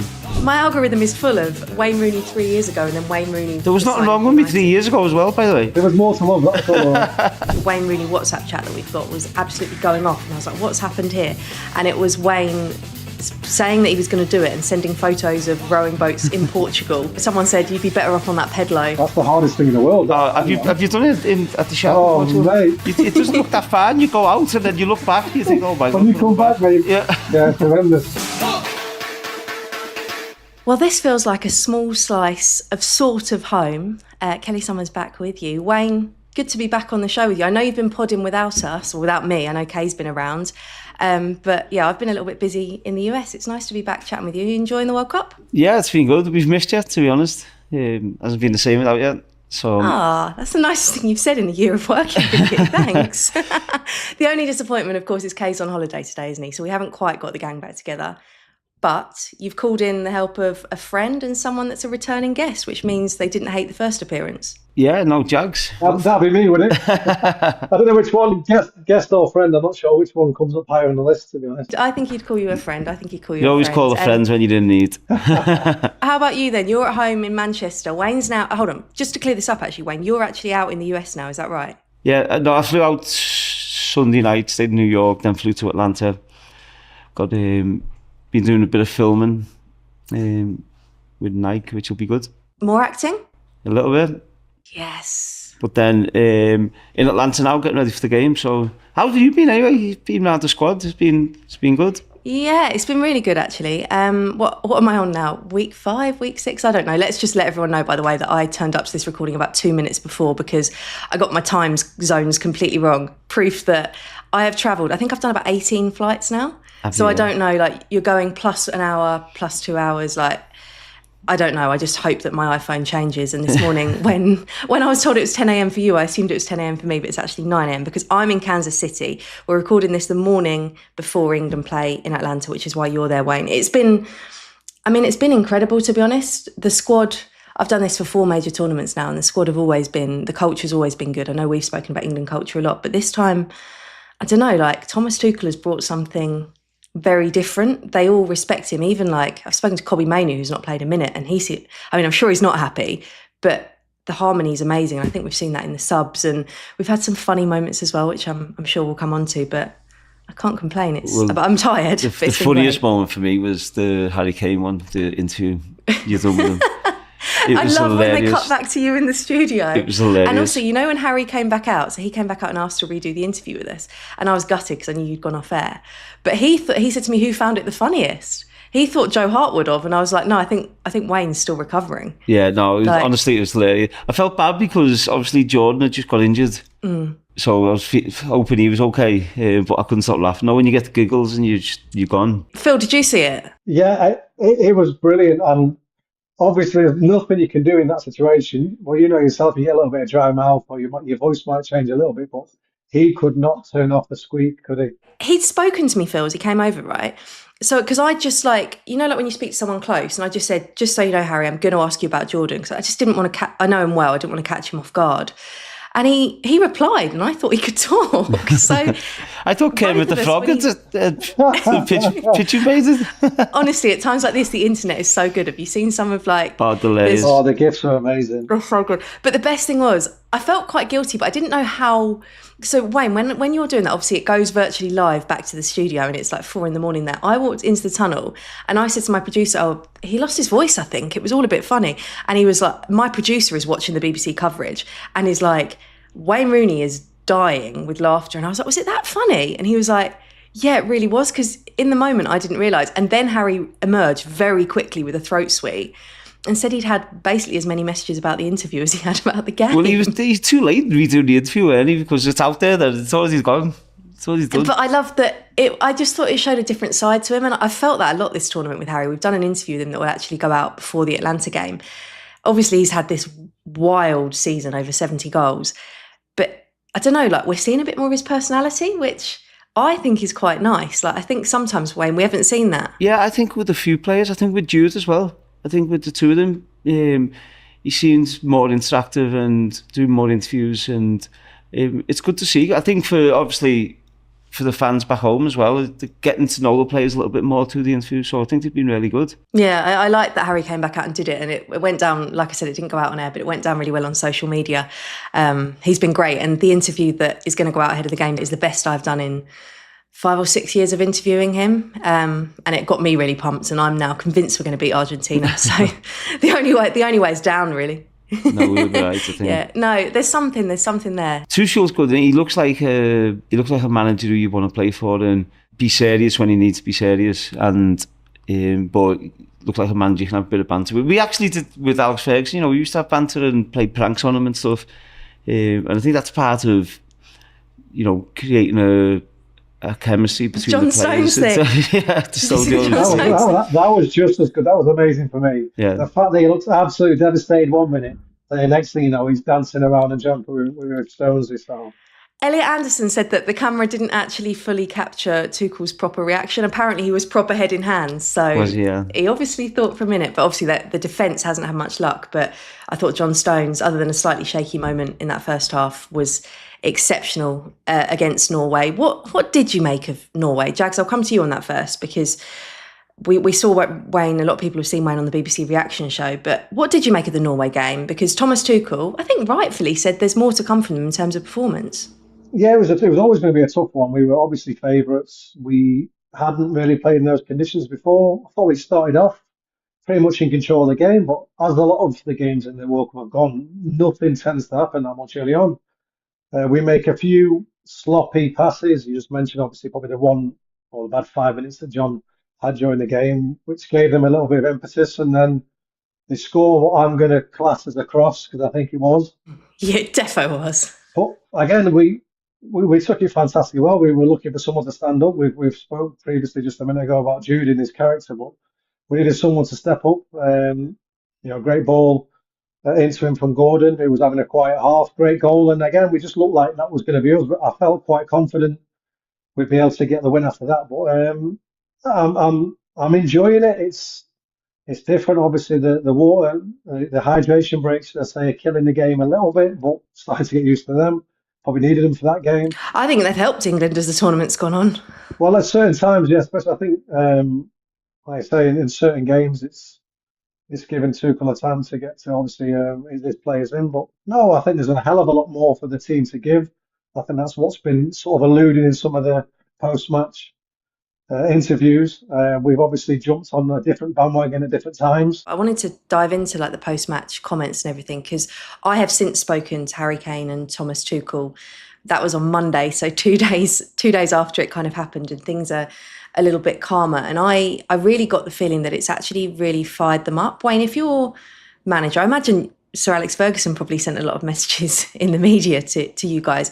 If your manager had talked about the performance like that, would you have been fired up by it? I think sometimes managers will talk like that in the dressing room. Jags will back me up on that. Managers will tell you if you've been good, you haven't been good. I also think Tuchel did, by the way. I think he's very consistent. He says in the press what he says to the players. Yeah, but then sometimes managers try and protect the players, which is also a good thing at times, but I think that was the perfect moment to Tuchel to, and that's what I'm saying about he's giving messages and putting it on the players a bit as well in the press, which he will have done in the dressing room. And I think Jude's interview was brilliant. I thought, as a manager, that's what you want. When you talk about character and players having a personality, that's exactly what that is in Jude's response. And as managers will love that. Managers want the players to be outspoken and have a voice. You want more players having a voice and being heard, because I think now, since the back end of my playing career and certainly my time as manager, that's the one consistent thing I was wanting from the players to have an opinion, have a voice and speak more. So I thought it was really refreshing. I wonder if there's been a bit of a kind of, it feels to me from being around it that mentality is one of the biggest things that has changed in this squad. I don't know if you've noticed that as well, Jags. I mean, obviously I know we're not close to it than you are, but like on the pitch and stuff, like they, even when they're not playing well, you said it before, they find a way to win. Yeah, they've got the belief. I think that comes with the success or the near success that we've had in the previous tournaments. I couldn't agree any more way though. You've got the people with the personality. Now, when you're winning games, that's when you want to hear. You don't want to just paper over the cracks. The fact of the matter was we could have played better. That's what the manager said. The fact of the matter is the player who played in the game, who scored the goal, who ran around in the heat, said it was ridiculously hard and maybe should give us an inch. You know what I mean? That was basically all it was. But the way it is and the way the world is, no one speaks, everyone agrees, everyone tries to be on the same page. Where sometimes it's nice to have different opinions. Again, the boys don't have a vote again. Look who comes on, the subs that come on. They've got jobs to do. They come on for 5 minutes, they come on for 50 minutes. They come on, they do what they need to do. People that get subbed, I've not seen anyone throw a water bottle, a tantrum when they've been brought off. Everyone understands that for us to win this World Cup, we need the squad. And at the moment, potentially we could have played better. I don't care. We've got through the games. We've used the squad, and everyone seems to be on the same page. So for me, looking at inwards, it looks great. I said at the start of the tournament, I was a little bit surprised with obviously a couple of players with Foden and Palmer and Harry Maguire not being there, but I had trust in Thomas Tuchel, and that still remains. So we have to have trust him back what he's doing, because it's worked so far. And a massive plus is England haven't been at the best, but they found a way to win games, and I think that comes from the clarity which Thomas Tuchel will give them players. Dan Burn will have known he's not going to play, but he might need him at some point to try and help see out the game. Exactly what he's done, how he's used him. Reece James has been out injured, comes in, plays at right back, plays midfield. Jed Spence, who I thought was brilliant when he came on the other night, coming on at left back. So he hasn't used that many players. So you just hope that doesn't catch up with the lads if they go to it in the final, not having used that players. And if he is forced to use a player who hasn't played any minutes over the last 5 or 6 weeks, when that comes back to bite us, you hope not. But my faith and trust in Tuchel is the same now as it was the beginning of the tournament. Now, these are the time where the top managers flourish. Big games, big decisions. We saw it against Mexico, Wayne, didn't you? Like, the fact that he went to a back five as early as he did, that was bold. And what I love about him as a fan is he makes these big decisions like he did with the squad, but he's going to go with it, and he's going to win or lose his way. He's got conviction in it, which I think as a player surely just makes you believe in whatever he does, because he believes in whatever so strongly. Yeah, the players believe in him. You can see that. And that, I think, as good as Gareth Southgate done, I think you could see there was a few players who weren't too short in them big moments in big games. And these players will hang on every word Thomas Tuchel says, and they trust him. So I think that's a big difference this year to what we've had in previous years. And we just hope we can go that one step further.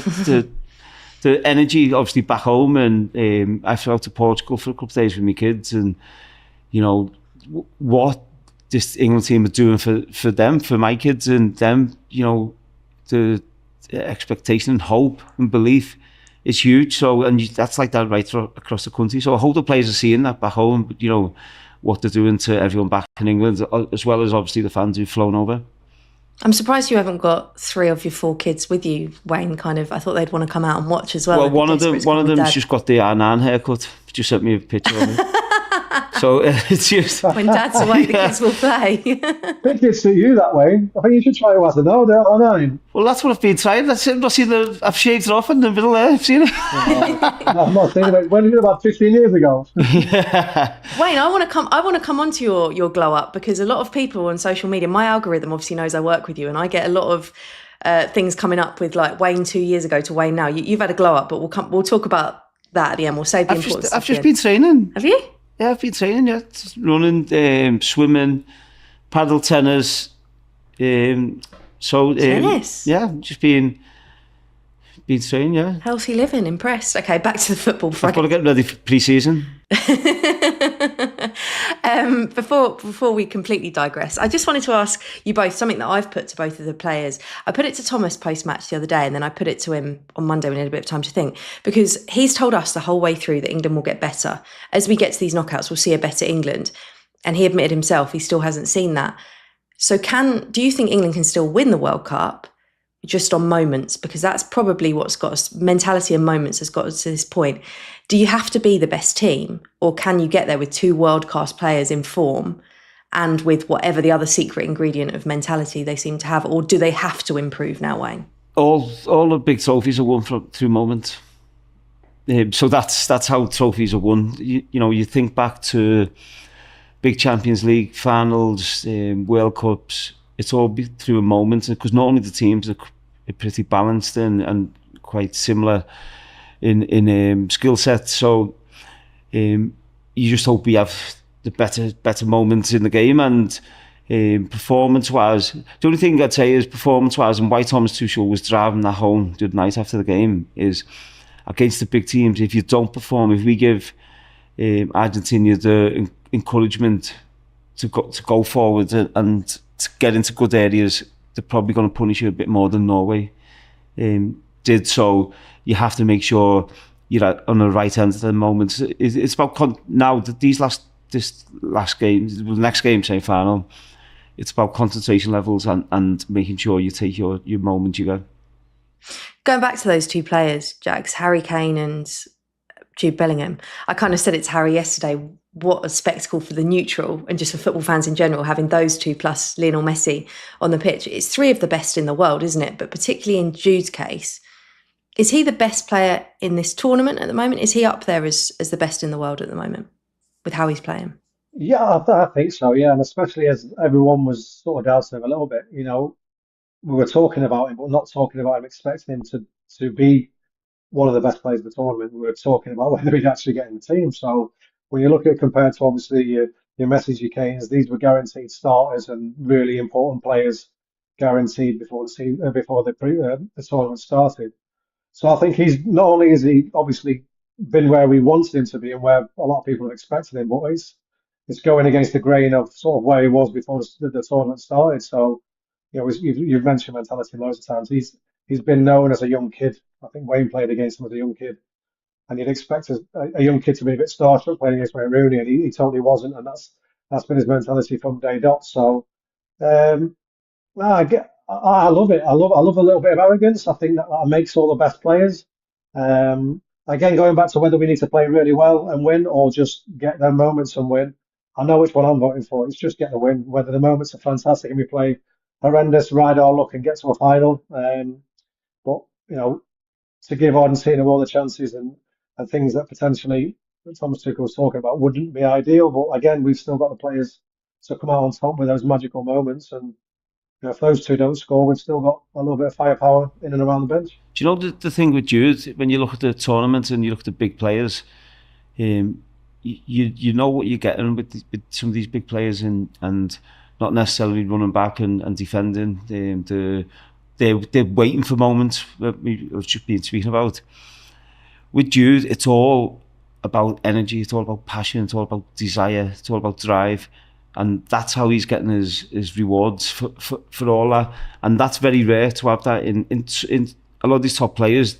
They rely on the ability and, you know, the technique and stuff to get their moments. Jude's his desire, it's hunger, and it's so refreshing to see a player playing at the top of his game, but also doing it.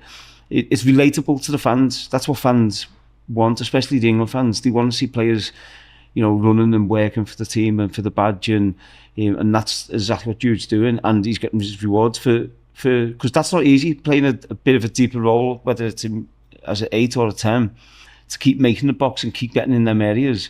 That's not easy to do that, and then getting back and helping the team defend. I thought it was interesting. We obviously know Jude can play pretty much anywhere, but he started, I lost track of Tuchel's changes in game, to be honest, against Norway, but he was deeper at one point, wasn't he? And then he brought more subs on to push him forward. And when he was asked why, he said basically the whole reason for making those subs was to get Jude further forward. Does he have to play in that further forward role, Wayne, for England to be at their best? Is that his best position for this team?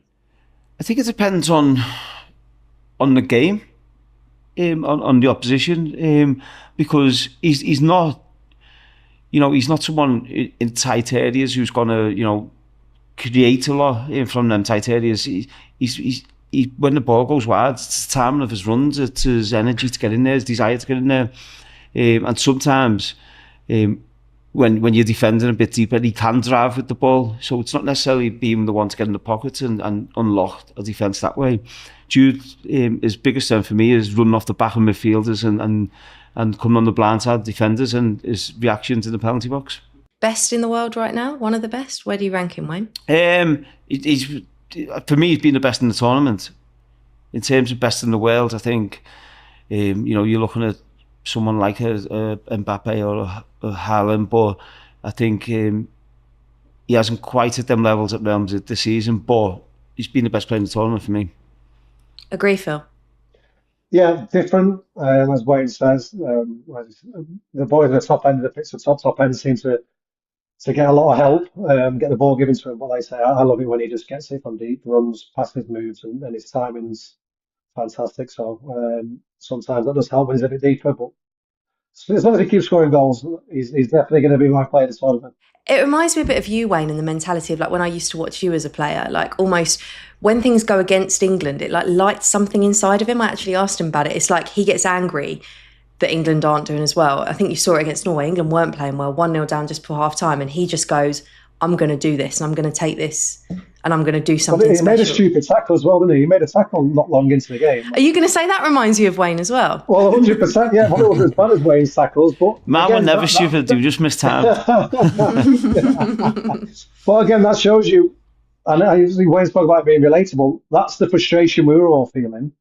And you can see, even though he plays at the top level and he's got the top attributes and all sorts, he still obviously was getting frustrated and decided he needs to volley someone. So yeah, he's very similar to Wayne. You just don't want to lose, and you expect more. Firstly, I've said a few times how it only reminds me of me in terms of 1 minute you're there, you're thinking this lad's a genius, and then the next minute you're thinking, don't go into that tackle, don't get sent off. And exactly how I was, but he's obviously backing it up in the biggest tournament, and what he's doing. There was doubters there before the tournament. He's put all that to bed, and if we win it, I still think it's going to be Harry Kane to win us the tournament.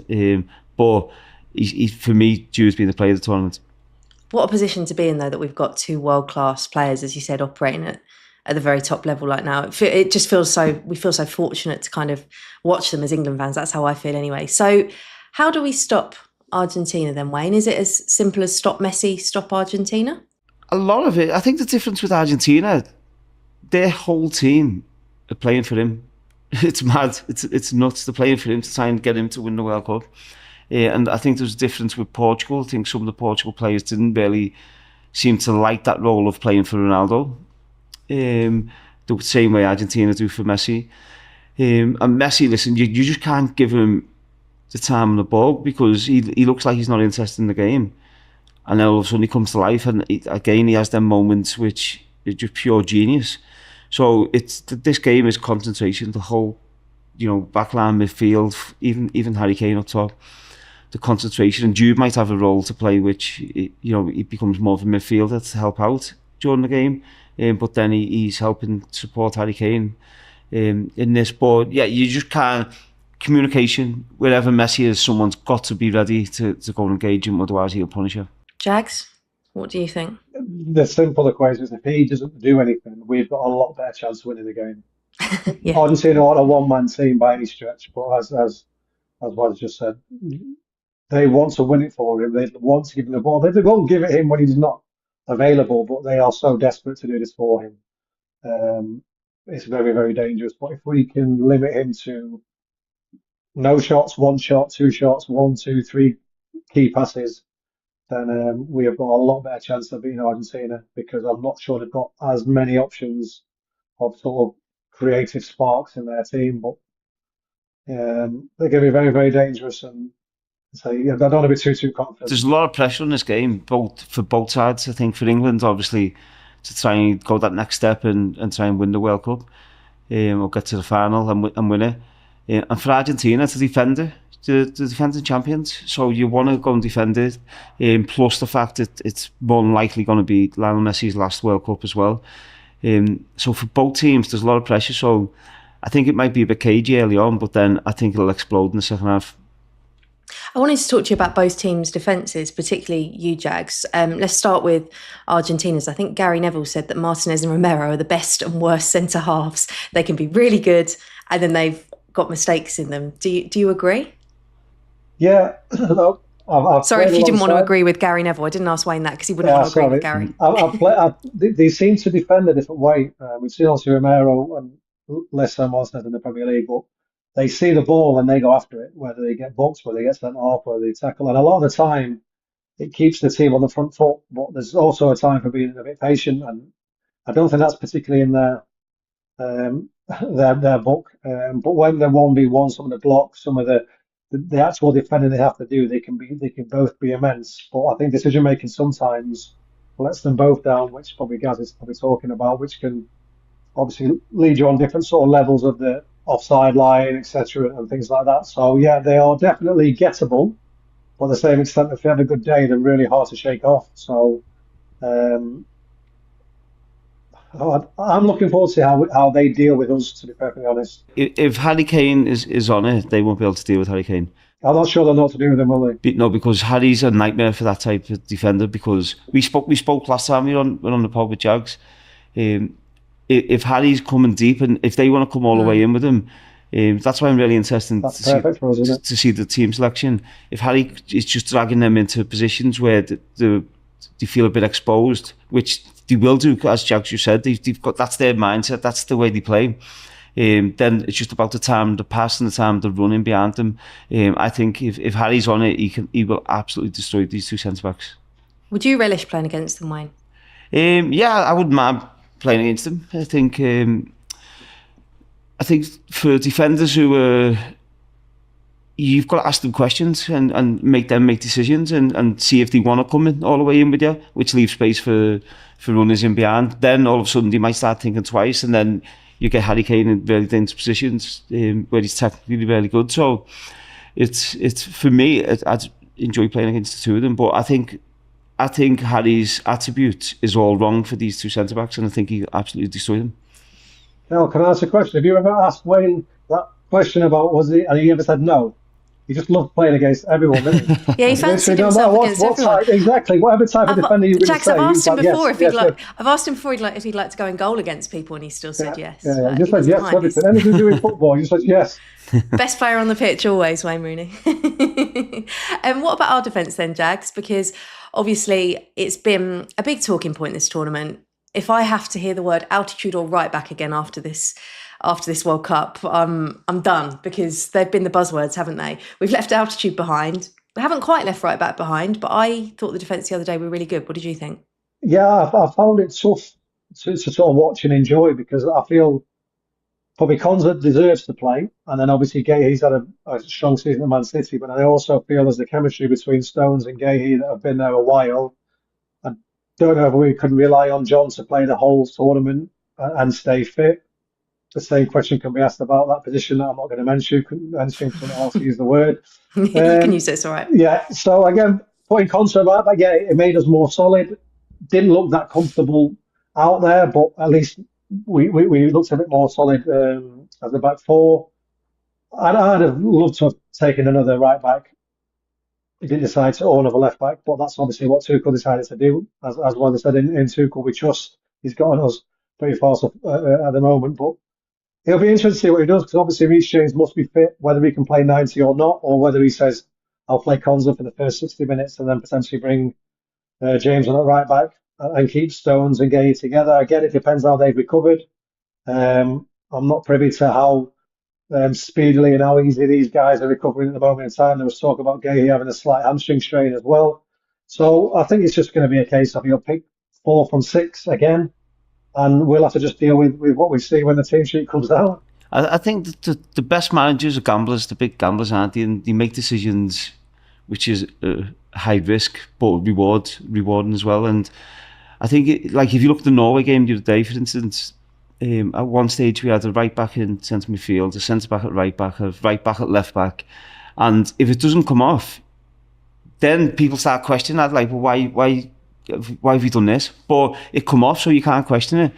And in terms of tactically how we play, I think it's going to be really interesting to see what he does with the midfield, because I think there is times where we've looked quite open. Declan Rice and Elliot Anderson, biggest part of their game is getting to the ball. And a bit like Martinez and Romero, they like to get to the ball and engage and put pressure on the ball. But by doing that, you leave the space for Messi. So does he drop Bellingham in there and go in a 3 in midfield defensively? So I'm intrigued to see what he does to try and counteract Argentina's strengths. But I think we've done that a lot where we've worried about the opposition. I think he'll go the other way, and I think he'll focus on our strengths and how we can hurt Argentina. I think that's the best way to go. So what team would you play then, Wayne? I'd drop Jude into a 3-man midfield. And I'd actually, and he won't do it, but I'd go with Rashford and Gordon. Rashford off the right, Gordon off the left, and just have runners. Am I picking a defence now then, am I? Well, no, you can if you want. That's fine. I'll go Pickford in goal. Yes, I think I've got that one. I think he may go the same. I think he may go Konza, Stones, Gahey and O'Reilly again. Is that what you'd like him to go with? I'd play Spence left back. in this game. What, because Messi might float out there? Yeah, I think because Messi drifted out towards the right wing and coming on Turner's left, he come on to Spencer's right foot. So I think it depends. You could almost split the game up. You could almost be quite defensive for the first half and quarter and hydration break, and then once the hydration break comes, you could end up playing O'Reilly if you need it. Who would have a free run down the left because no one would be marking him and things like that. So yeah, there's quite a few options. What about Reece James? I don't know if he's got 90 minutes in, so he either decides whether he'll play him for the first 60 and then bring someone else on, or do you bring him on for extra time? But I thought he made a big impact. And where I was sitting, so I literally sit about 20 metres from the England dugout, and it's fascinating. He was talking to Reece James a lot before he was coming on, and Reece James was walking up for ages, and he clearly really rates him because he didn't bring any other right backs, did he? Well, he trusts him as well, doesn't he? He obviously trusts him to be able to understand what he's doing. I don't have any intel, but I wonder if he'll start him. But Wayne, maybe you think that's too big a risk as well. No, listen, you've got to play the game. You can't be holding him back, thinking, "Oh, we'll need him for the final." You've got to play the game in front here. And if Thomas Tuchel thinks he's the best right back we've got, if Reece James is fit, he plays. If Reece James can give you 60, 75, 90 minutes, then I think he plays because he's the best right back we've got in the squad. So that's the only question: is he fit or not? If he's fit, then he plays. Yeah, it'll be interesting. I thought John Stones was brilliant the other day. I know we he briefly was. I thought the defence did well the other day. I thought there was that one scary moment, wasn't there? Yeah, and Norway got momentum from that. They went on and got the goal as well from just after that. But I thought Stonesy was brilliant. And again, it's the same with Stonesy. Stonesy's fit. He plays. So it's just how he's recovered from the last game because he obviously hasn't played a lot of football this season. When was that? Someone knocking on your hotel room door? It was, yeah. No matter where you are in the world, like normally it's the Amazon delivery driver. Moving on to the important stuff. So we've addressed the glow up. It's just healthy lifestyle, yeah? Yeah, no, I've been running, paddle, swimming. Okay. Get myself back into shape. I've got a big pre-season coming up. What's happening in the new season that you need to have a big pre-season for? Don't worry.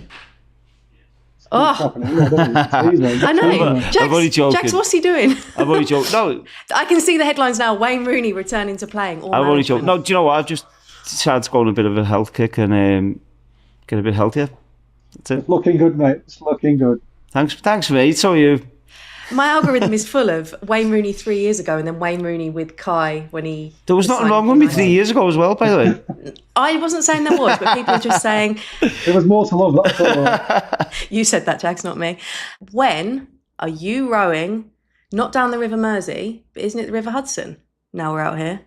Me and Joe Hart are definitely doing it, and we're still waiting. There's no way you're getting Micah in. We're still waiting for Mika to... Yeah, Joe will. He'll love it, Joe. Yeah, so me and Harty are definitely doing it. To be fair, you'd want Joe in your team. I imagine he'd be good at that.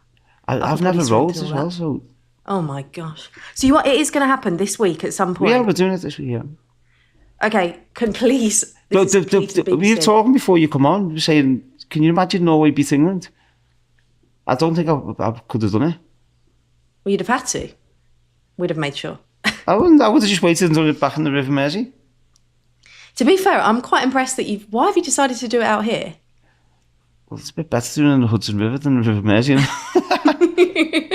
be fair, I wanted to do it before. Obviously, I said I'd do it on air, so I wanted to do it before the World Cup was over, and I literally had no time with the games back home, and I had a couple of days off and went to Portugal, and then it was the only opportunity I have. I did really enjoy when I woke up the other day, because I'm on a time difference, when you were in Portugal, the Wayne Rooney WhatsApp chat that we've got was absolutely going off. And I was like, what's happened here? And it was Wayne saying that he was going to do it and sending photos of rowing boats in Portugal with eye emojis. And then someone said, you'd be better off on that pedalo. And he said he'd been on the pedalo the last 2 days with his kids and his thighs were on fire. That's the hardest thing in the world. Have you done it at the shop in Portugal? Mate. It doesn't look that far, and you go out and then you look back and you think, oh my God. When you come back, mate. Yeah, it's horrendous. If you can't, I'm really nervous for you on this rowing boat. If a pedalo is too much for you, how the hell are you going to row down the river? It's not Joe Hart, Joe will just be carrying it, it'll be fine. No, it'll be fine. Well, to be honest, I don't know how far I'm doing. I really need England to win on Wednesday. I don't think he's rowing the whole river. I don't think he's going from start to finish of the river. No, we're doing it regardless if England win anyway. But I want England to win on Wednesday because then I get to come straight to New York and then I've got more chance of seeing this. Whereas you can do it with us.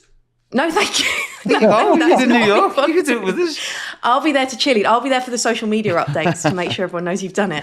But yeah, otherwise I have to go to Miami for the... I don't even want to talk about the third place game because I imagine as a footballer that's pretty much the worst game in football, isn't it? Like, let's not think about it. But isn't that mad though that you see a bronze medal to celebrate at the Olympics?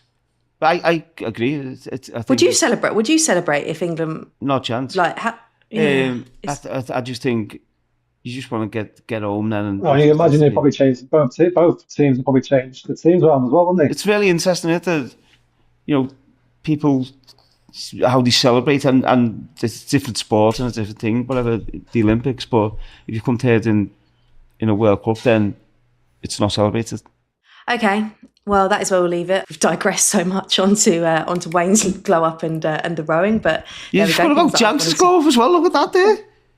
What's that? Look at the tan on Jags as well. It's just normal. That's what counts. Yeah, there we go. Okay, well, that is where we'll leave it. Good to be back with you, Wayne. I'll see you in Atlanta. This is going out on the morning of the game, but I will be seeing you in Atlanta. Jags, enjoy the game from home. Hopefully, we're watching an England win. A reminder, as always, you can watch and listen to the Wayne Rooney Show across the BBC. We're on the BBC iPlayer, on the BBC Football YouTube, and where else? Oh, BBC Sounds. I knew I'd have forgotten that by now. See you later, guys.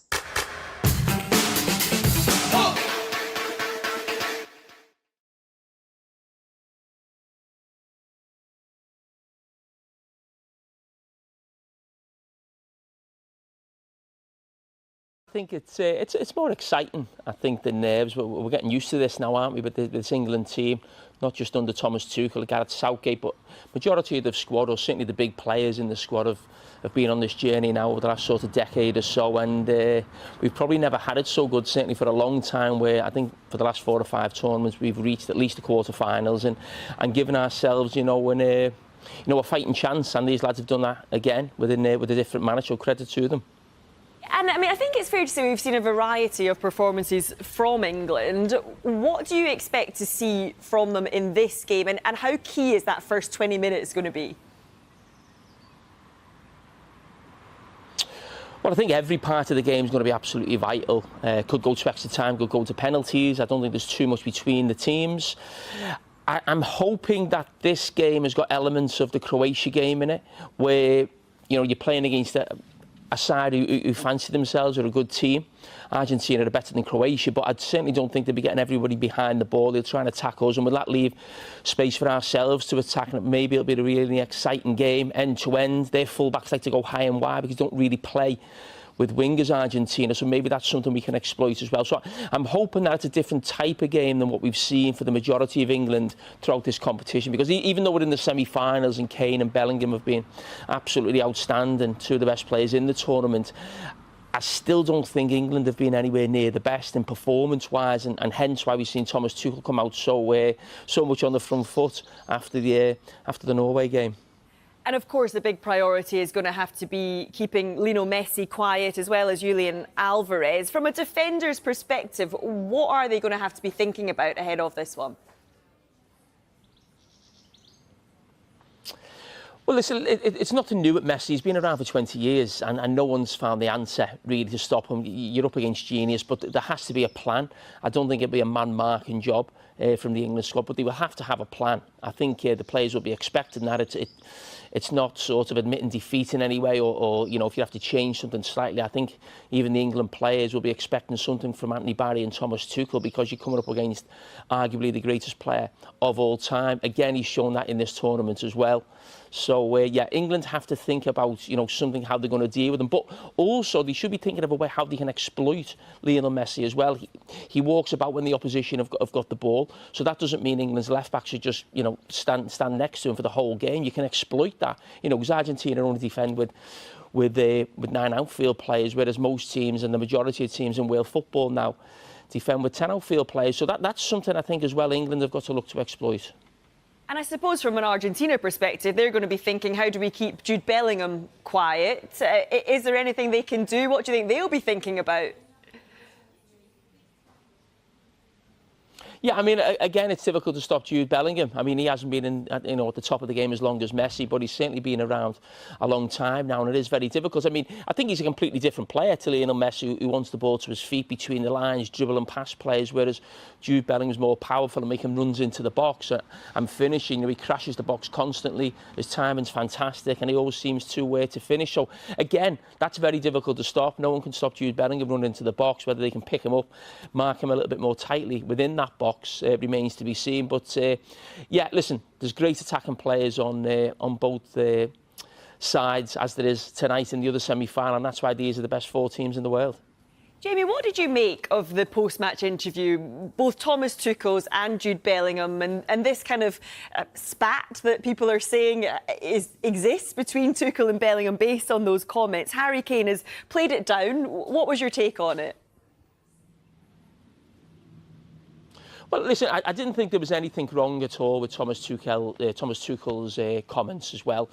He's probably a little bit emotional after the game. England didn't play particularly well and could have easily lost that game against Norway. You think if there was a spell, I think in extra time where I was watching the game, Odegaard was starting to run the game, Norway at the bar, and you're thinking England's going to go out here. And again, a piece of magic from Jude Bellingham. So I totally understand Thomas Tuchel. And also, we know Thomas Tuchel, he was like that at Chelsea. That's one of his plus points. He tells you straight. You know, we've seen it with Jed Spence in this tournament. In a World Cup, a manager's got to be decisive. He's got to make big decisions. He's got to tell people straight. You can't wait. This moment comes around again in 4 years' time in the World Cup. So things need to happen right away. So I thought the interview from the manager was brilliant. And with Jude, again, he's emotional after the game. He's just scored a couple of goals, and then he's realised how hard it was on the pitch, and you know, the conditions as well, some of the players they were up against that he mentioned as well. So I could understand that. But listen, for me, Thomas Tuchel was absolutely fine with that. It'll just be interesting to see what the reaction is. I think they'll both, or certainly the manager will, be in front of the media today. But I'm sure they'll play it down because, as I said, you can't afford any rifts in the squad at this moment now. It's, you know, what's at stake is too big. And we know all about this rivalry between England and Argentina over the years. We know that it's going to be a pretty feisty game based on that rivalry, based on the way that Argentina play. From a player's perspective, how easy, how hard is it to keep your cool in these kind of situations? Yeah, I always think international football is a little bit different from club football, in that we sort of know everyone's rival in club football, and everyone has 3 or 4 of them. International football, it's a little bit different, and sometimes something sparks that, you know, that rivalry. Obviously, we go back to the early 80s, the Falklands War as well. Obviously, you have 1986, Maradona. But I think a lot of these players in the squad now, I mean, we're talking, you know, 40 years ago, are we? Almost, certainly over 40 years. So, I mean, a lot of the players in the squad now would be difficult for them to remember too much of what was going on in that day. But when you think of rivals England have, you naturally think of Scotland, Germany, for obvious reasons, and you also think of Argentina. So there are sort of 3 rivals, if you like, and probably when you beat them, it feels a little bit sweeter, and it feels a little bit worse when you lose. Man for man, Jamie, who do you think has the strongest sides on paper right now?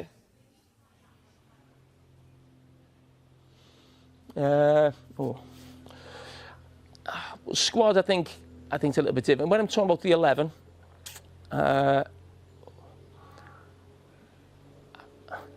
I'd say Argentina just, but very, very, very little in it. Probably 55-45. So when I'm saying a 50-50 game, I do think it is that really. But I think Argentina probably have the slight advantage in probably goalkeeper and centre-backs, I would probably say. I think the rest is probably a bit of a muchness usually in central midfield and in the attack. Obviously, they've got world-class players in the attack, so have we. I think we've got great midfield players, so if they, obviously, it's almost like a Premier League battle, really, isn't it, in midfield as well, the 4 midfielders who we think will come up against each other. So probably Argentina just, I would say. And what about team decisions that Thomas Tuchel has to make? Who would you like to see start, particularly on the wings for England and in that right-back position? Well, I think at the start of the tournament, it was the debate who was going to play right wing or left wing. I think the debate now is just who's going to play right wing, because I think Anthony Gordon's been fantastic in the last couple of games. I think he's nailed down that position now, so I don't think that is up for debate at all. I would go with Saka. I know he's not 100% fit. I think Madueke's had a lot of chances in this tournament. It hasn't quite happened for him. Saka certainly hasn't been at his best, but as we know, he's not 100% fit. But I'm just hoping with each minute or longer he's on the pitch, another appearance, we start to see a little bit of what we know of Bukayo Saka. But it's only him and the medical staff and the coaching team will know how right he is. But these are the games you take a chance in. I think at the start of the tournament, I don't think Saka started the first game, if I remember rightly. And that's understandable because you think you don't want to risk him. There's 3 group games. There's a long way to go in the tournament. We're not at that stage right now. If he's right or you think you can get something from him, you've got to pick him. There's no worrying about what comes after. I know it's a World Cup final after that, but it's too important, this game now. And Jamie, England get a free kick on the edge of the box. Who do you want to see standing over it?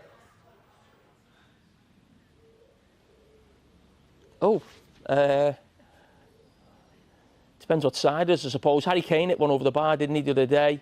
I mean, can Declan Rice take one? Oh, you've threw me there a little bit. Bellingham. I mean, you have to be looking at it. I mean, it doesn't feel like England have a real free kick specialist. Maybe I forgot someone, but it feels like there's a lot of players in the team who can really give the ball a bit of a whack. So they can sort it out between themselves. But I think when you're in the form of Kane and Bellingham, I think it's going to take a lot to take them off it. Yeah, not a bad problem to have if there's a few people to choose from. What about the quality on the bench? Because particularly in that last game, we saw them make a real impact, the players that came in off the bench. Do you think that gives England a bit of an advantage if it does go into extra time? Yes, I mean, I think it's fair to say the substitutions that Thomas Tuchel made in the last game could have easily gone wrong. At one stage, you're thinking this looks a little bit messy. And then they sort of fixed it and got themselves back on track. It was just an awkward situation where he ended up having to bring Anthony Gordon off. He was probably looking like England's most dangerous player because he had to get more control in the centre of midfield, and he couldn't bring Eze off and he couldn't bring Saka off because he just brought them on. So it was a little bit awkward, but they ended up sorting it out eventually and getting there. But whether they've got the players on the bench to actually come on and win them the game or keep them in the game, there's different ways of looking at it. I mean, they've brought Dan Burn on, they've brought Jed Spence on at different times, and that's kept the result.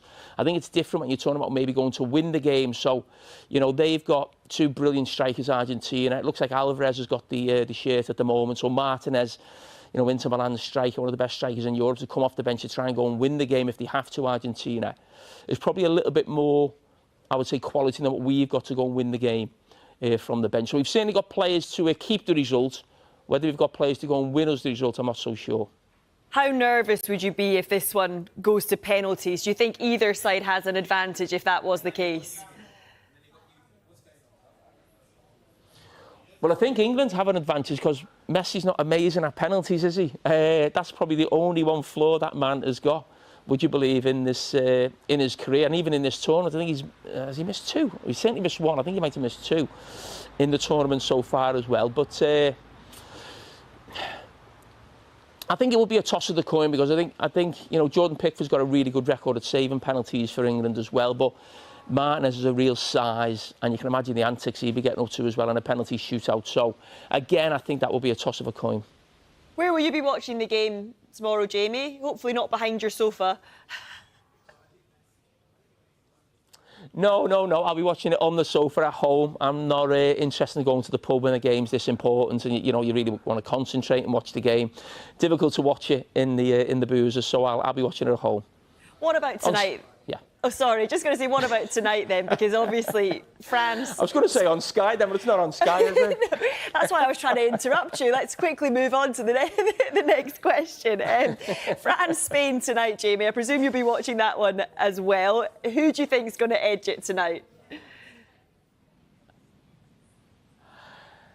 I think France will edge it. I will try and watch it because I'm going to a wedding this afternoon of a lovely couple in Liverpool, so I'll be going there this afternoon. But I will keep an eye on it. I'll try and watch it as much as I possibly can.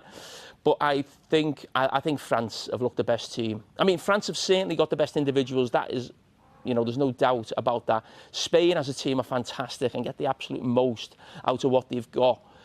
Yamal is probably the only superstar in the tournament who hasn't yet come to the party. We've seen glimpses of it. That might happen tonight. I hope it does because he's fantastic. But I just think France, right now, looking at them, look like one of the best international teams I've seen for a very long time, and if they could go on and win it, I think we'd remember them as one of the best we've seen for a long time. When you think of that, attacking from 4, it's absolutely sensational. So I think whoever is in the final will be big favourites, whether they come up against Argentina or England. Jamie, just away from the World Cup, what about Arne Slot? Because a candidate to be the next Netherlands manager, do you think that would be a good move for him?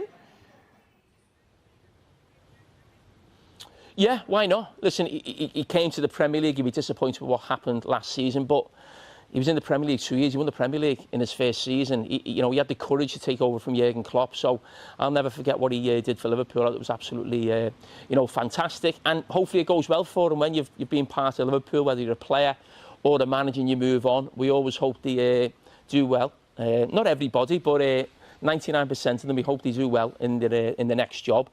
Looks like Jurgen Klopp's going to get the German job, and I think there is a fixture very early next season between Germany and Holland in, I think, maybe the Nations League. So that might be something to keep an eye on. And just finally, because I know you've got to get suited and booted for this wedding this afternoon, but we heard from Andoni Iraola for the first time yesterday. A smart T-shirt. Yeah, you need to keep cool. He said that Liverpool need to sign more players. Do you think that is the real priority for Iraola then? Yes, we know that because Liverpool have lost players. Liverpool was short on numbers last season and have still lost, I think, 3 players in Mo Salah, Konate and Andy Robertson.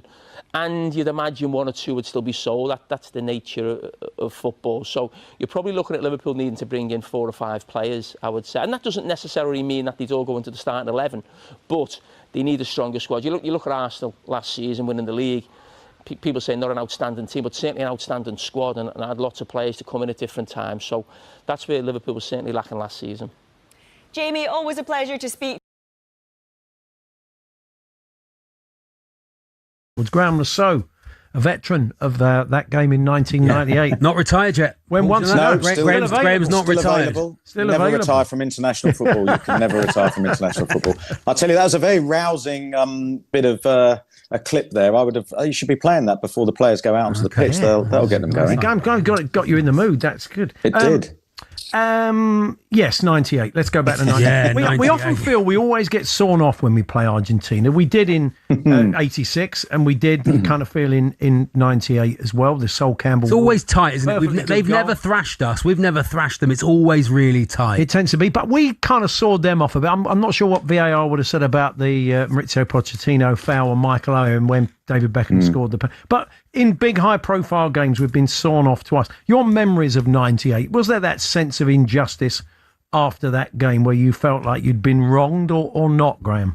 Yeah, there is. I mean, you don't. The perspective's slightly different because you always feel that you've got to overcome those situations, and the beauty of playing is that you feel that you've got a chance to make a difference and to actually affect the result rather than looking at it from the outside. So my mentality and the players' mentality when David Beckham got sent off was to dig in and to deal with what was in front of us, which was sort of trying to contain, which was what was a fantastic Argentina team, and then try and exploit them. And we did that magnificently into extra time. And as you rightly say, Sol Campbell, I was on the bench at that time. I had horrific cramp towards the end of the 90 minutes, doing David Beckham's running for him, obviously, after he got sent off. Yeah.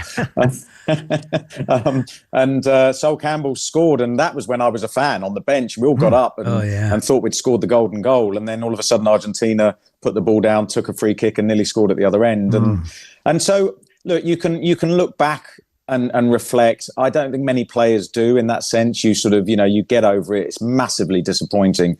It's really gut-wrenching because you put everything, as you can imagine, into it. The sort of the commitment day to day, getting ready for the games, getting yourself in the best possible physical and mental state, and then looking forward to and enjoying these games is there's a moment as you prepare where you have the sort of the angel on one shoulder and the devil on the other, and the devil's telling you you're going to be rubbish, you're going to make a mistake, and the sort of the good cop angel is saying you're going to be brilliant, you're going to have the game of your life.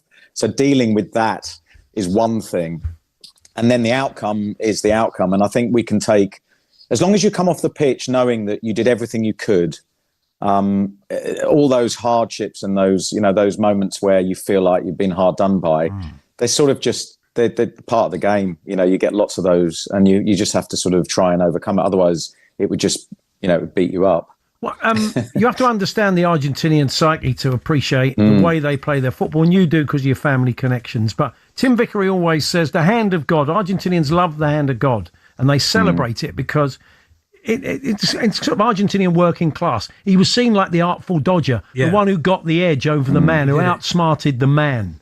And so it's celebrated, and you've probably witnessed that when you've gone over and seen wife's family and talked about it. It's interesting, isn't it? Culturally quite interesting. Yeah, it is, and I think that the Argentinian psyche is that there's a part of every society, that has that sort of the ducking and diving and the sort of sailing close to the wind with things, getting away with something. There's that in there's that in London society and English society, but I think it is.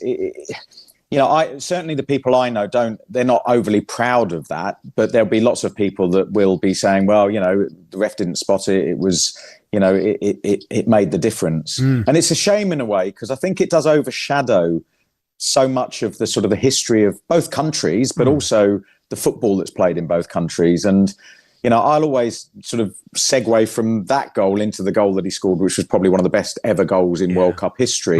And I'm just so glad that happened on the same pitch in the same game, because then you get the sort of the light and the shade of Diego Maradona and the sort of the beauty and the flaws that exist within football. That would have been coming down your side, Graham. You reckon if you watched it back? Alvin Martin reckons he would have kicked him up in the air if he'd been on the pitch as he should have been. Would you have got to him, taking him out? Oh yeah, definitely. Yeah, I would have been quick enough to keep up with him. I wouldn't have been. It was Peter Reid, wasn't it? That he went past like he wasn't there. Old Reid, I think Peter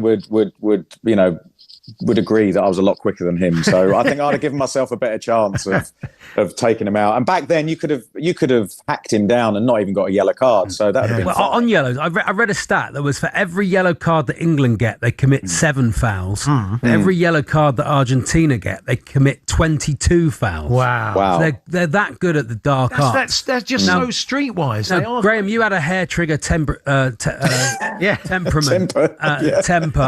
which we know, beating up your own teammates at times. But how do they cope with that tonight? Well, you've got to remain calm and keep the frustration under the surface. I always think you've got to keep it below your rib cage. It's like nerves. If the nerves go above your rib cage, you're in trouble. And the same with tension when you're playing. And you saw France, Mbappe on the goalkeeper yesterday, right towards the end of the game, just lost his control. And, Argentina are very good at winding people up, at sort of making the most of a foul when it's against them and leaving a foot in and getting away with things. So it's really important that England, again, don't get drawn into a frustrated version of themselves at any point, whatever the score is, that they remain sort of focused and calm, because, as happened to us in '98, if you go down to 10 men at this level, at this stage of a competition, it's going to be very difficult to come back, because all of a sudden you're really chasing shadows. But I feel that England have got a control about the way they play. And again, the game's moved on so much that there's far less contact. Everybody's sort of making the most of every challenge. So they're much more educated in that, England, in one with dealing it and one with deploying it. So I think they'll be fine. And it's just, there's so much familiarity on the pitch in terms of players that play in the Premier League that the English players are familiar with, that I think that we're back to the conversation we had the other day about, when you're playing against someone that you're either teammates with or, you've got a close connection to. There's bragging rights, and there's another level there's another layer of, I suppose, competition within that. So, the English players are really going to want to make sure they deal with those Argentinian sort of counterparts that play in the Premier League. The other big question, Graham, is how do you cope with Messi? How do you shut Messi out? The stats say that he walks for 47% of the game, almost as much as he runs. He covers less distance than any Argentine teammate. He averages 2.7 sprints per match, yet he's absolutely lethal, isn't he? Still, he is, and it's dealing with him, I think there's two strategies. One, the closest player to him takes care of him, or two, you put somebody as in certain areas of the pitch as a man-to-man marker. So if he comes into your zone, I'm not saying follow him around everywhere because that will cause a huge amount of problems. But in certain areas, I think someone will go and get tight to him. Again, he's that player a little bit like Haaland, where they switch. They look like they've switched off, but they're always thinking, always moving, always drifting into little spaces to create a problem. And so whoever he's closest to has to be laser focused on his sharp movement, because he only needs a yard or two, and he will cover a huge area of the pitch in terms of that final third. He'll cover almost every blade of grass in that final third, albeit at a very sedentary pace. He'll go in and force everybody, along that defensive line to think about where they are in relation to him. So whoever's fullback, at a certain point, they'll be going, well, do I need to go in there or do I stay here? And they're going to be doing that for 90 plus minutes. And that's hard work. So, you can always find yourself just slightly in the wrong place around someone like Messi, and he'll exploit that. And that's the danger. But what a challenge for those players to pitch themselves against him. I feel quite zen. Strangely, for a guy, I just feel quite positive. Well, we're good. We're good. I think if we can impose our game on them, I think we've got depth in the squad. If we turn up, we win. I really think fancy our chances. Yeah, there's a physicality about England that I think is unmatched. The Anderson example is probably the best. And as Thomas Tuchel has said, every game he said, they can play better, but the spirit, the desire, he cannot fault. And I think that he's hooked into that because there's a physical element to the England team that I don't think any other team has. And I think when you look at superpowers in the semi-finals of each team, I think England's superpower is that ability to overcome the situation and to ride out a storm and play as they've done and to stick together. Plus then obviously the superstar talents of Bellingham and a couple of others. Just quickly, I think it's going to be interesting fullbacks tonight. I just wonder if he goes Spence and O'Reilly out, and maybe even Reece James if he's 100% fit at right back with Konza and Gay as centre backs. I mean, the centre back Stones I thought did really well. Made a mistake early on, but he's a very clever player in terms of the way he reads the game, Stones. So he still might keep his place. But I just think those two fullbacks might change against the pace and quality that Argentina have in those wide areas. Oh, that's interesting. Tim Vickery has also been telling us that losing Angel Di Maria has seen Messi going wide, going right quite a lot of the time in games. Like he Di feels Maria, and so it's going to be a busy night, certainly for Nico O'Reilly, I guess. Yeah, and that's why maybe Jed Spence goes in there. Yeah. I just wonder whether there's physically and defensively, and a pace point of view, a pace. Exactly. And I just wonder whether he blocks a far bigger area, doesn't he? He covers a far bigger area and blocks far bigger spaces than Nico O'Reilly is. So let's see what he picks, obviously. But I'd be leaning towards that as a containment down that left hand side and then, like you say, got to take the game to them, got to use our physicality. I'm confident as well. I think once we overcame the Mexico game, I felt we'd get to the final. Where I got it wrong, obviously, as Charlie will tell you, that I thought France would get to the final. Yeah. On your podcast, you guys do a podcast. We do a podcast, and I did say Spain. So, oh, well done, Charlie. You know more about football than Graham. We've established that very much so. We have. We've established that on the podcast. Where can we listen to it? It's called Football So What, and you can get it wherever you get your podcasts, Paul. Thank you for the plug. Yeah, brilliant. Graham, thanks, a pleasure as always. Thanks, guys. Thanks for joining us. We will catch up with you soon. Enjoy the game tonight. Yep. And you guys, all the best. Cheers, Graham. Take care. Graham Lasso there, former England defender and a man who played in that game in '98 when we were cruelly sawn off, as we often are against Argentina.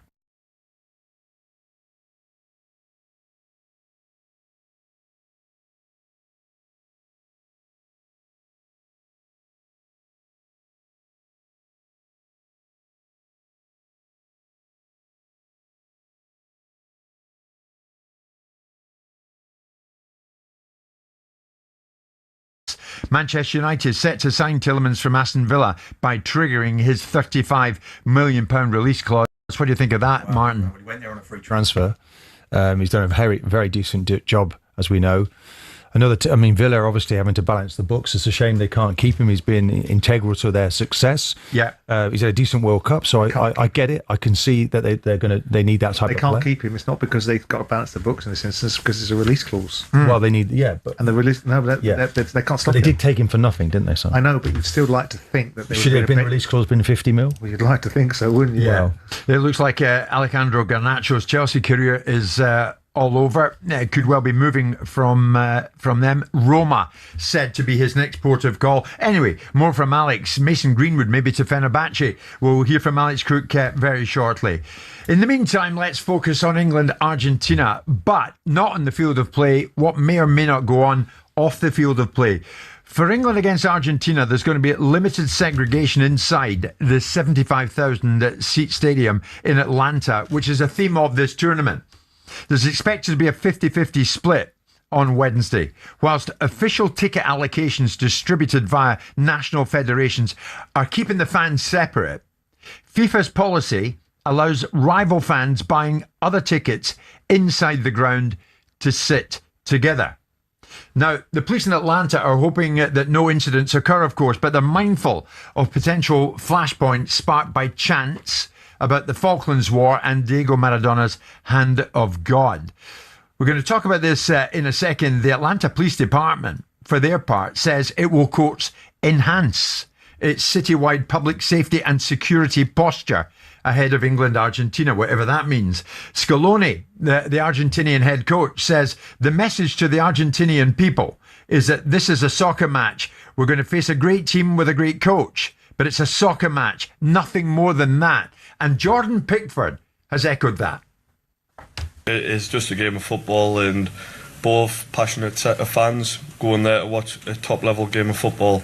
And that's what football does. It brings fans together, it brings the nations together, and it's both proud nations. That's the key to it. We're both proud nations, but yeah, the football will do its talking. Simon, England, Argentina. Is it just a football match? Well, not for me, it's not, because it's an entire validation of my theory. If England don't beat Argentina, then I have to fall backwards on my theory about what Southgate achieved. So for me, it's more than that. But as far as a football match, yeah, of course, it's just a football match. I mean, the proximity of the 86 tournament to the 82 circumstances in the Falklands, has resonance. But 45 years later, or 40 years later since that tournament, and the Maradona circumstance, we've played them in the 98 World Cup. And obviously there was a circumstance there with Simeone and what went on there. We played them in 2002. It provides a spice, it provides a bit of energy, it provides a bit of narrative, but it shouldn't present people with an opportunity to take it beyond that. And I'm not sure that it will. I don't know what the crowds were like in 98 in France, how many English fans were in there and how many Argentinians were there and what it was like there. And I don't know what it was like. My father went to the game in 2002 when they beat them 1-0 with a Beckham penalty. And again, I don't know what the situation was surrounding the fans and how they were segregated and how much of an atmosphere there was between the fans. I don't think there will be flashpoints. I hope to be not naively wrong. I think it is simply a football match with a bit of seasoning attached to it because we create the history between these two countries, one being a war in 82 and the other being an altercation on a football field in 86 and another one being a 98 situation with Beckham. Yeah. Other than that, I don't see... Well, I was involved actually for both of those. You were in the squad, Martin, right? Yeah, 98 and 2002, and it was very, very different. I think David Seaman alluded to it this morning, but both teams were parked together outside the ground, and their coach was bumping up and down, and they gave it to us when they beat us in the 98 game. In what Obviously, way? Beckham was sent off, and the teams were down to 10 men. We were down to 10 men. I think we lost on penalties on that one. So, and then we were able to win the next one, so we were able to celebrate. But we weren't parked next to them in the car park this time, so we couldn't really give it to them. But no, they didn't hold back, should we say. You could see it, but I didn't remember any real trouble from the supporters, actually, certainly in the ground. Yeah. And I just think there was we are 40 odd years on from that, Simon, aren't we? And let's hope that football is the winner in this. All the games, as I say, I've seen, and the game I experienced, it was great to see. supporters at the game I was at, Norway and Brazil, sitting side by side, Jim, because that's the situation, that's the flow, that's how it's all working out there. But this new phenomenon, this might test them. This new phenomenon that didn't exist in our time, in the time of 2002 and 98, is the social media activity. When you see the Argentinian team now singing the song about the liberation of the Malvinas, their version of Argentina, and singing it specifically for a reason, it can create a different temperature. And that's one of the downsides of social media. It gives you great insight on one respect and gives you an opportunity for some stupidity in others. Yeah. So that ingredient wasn't there.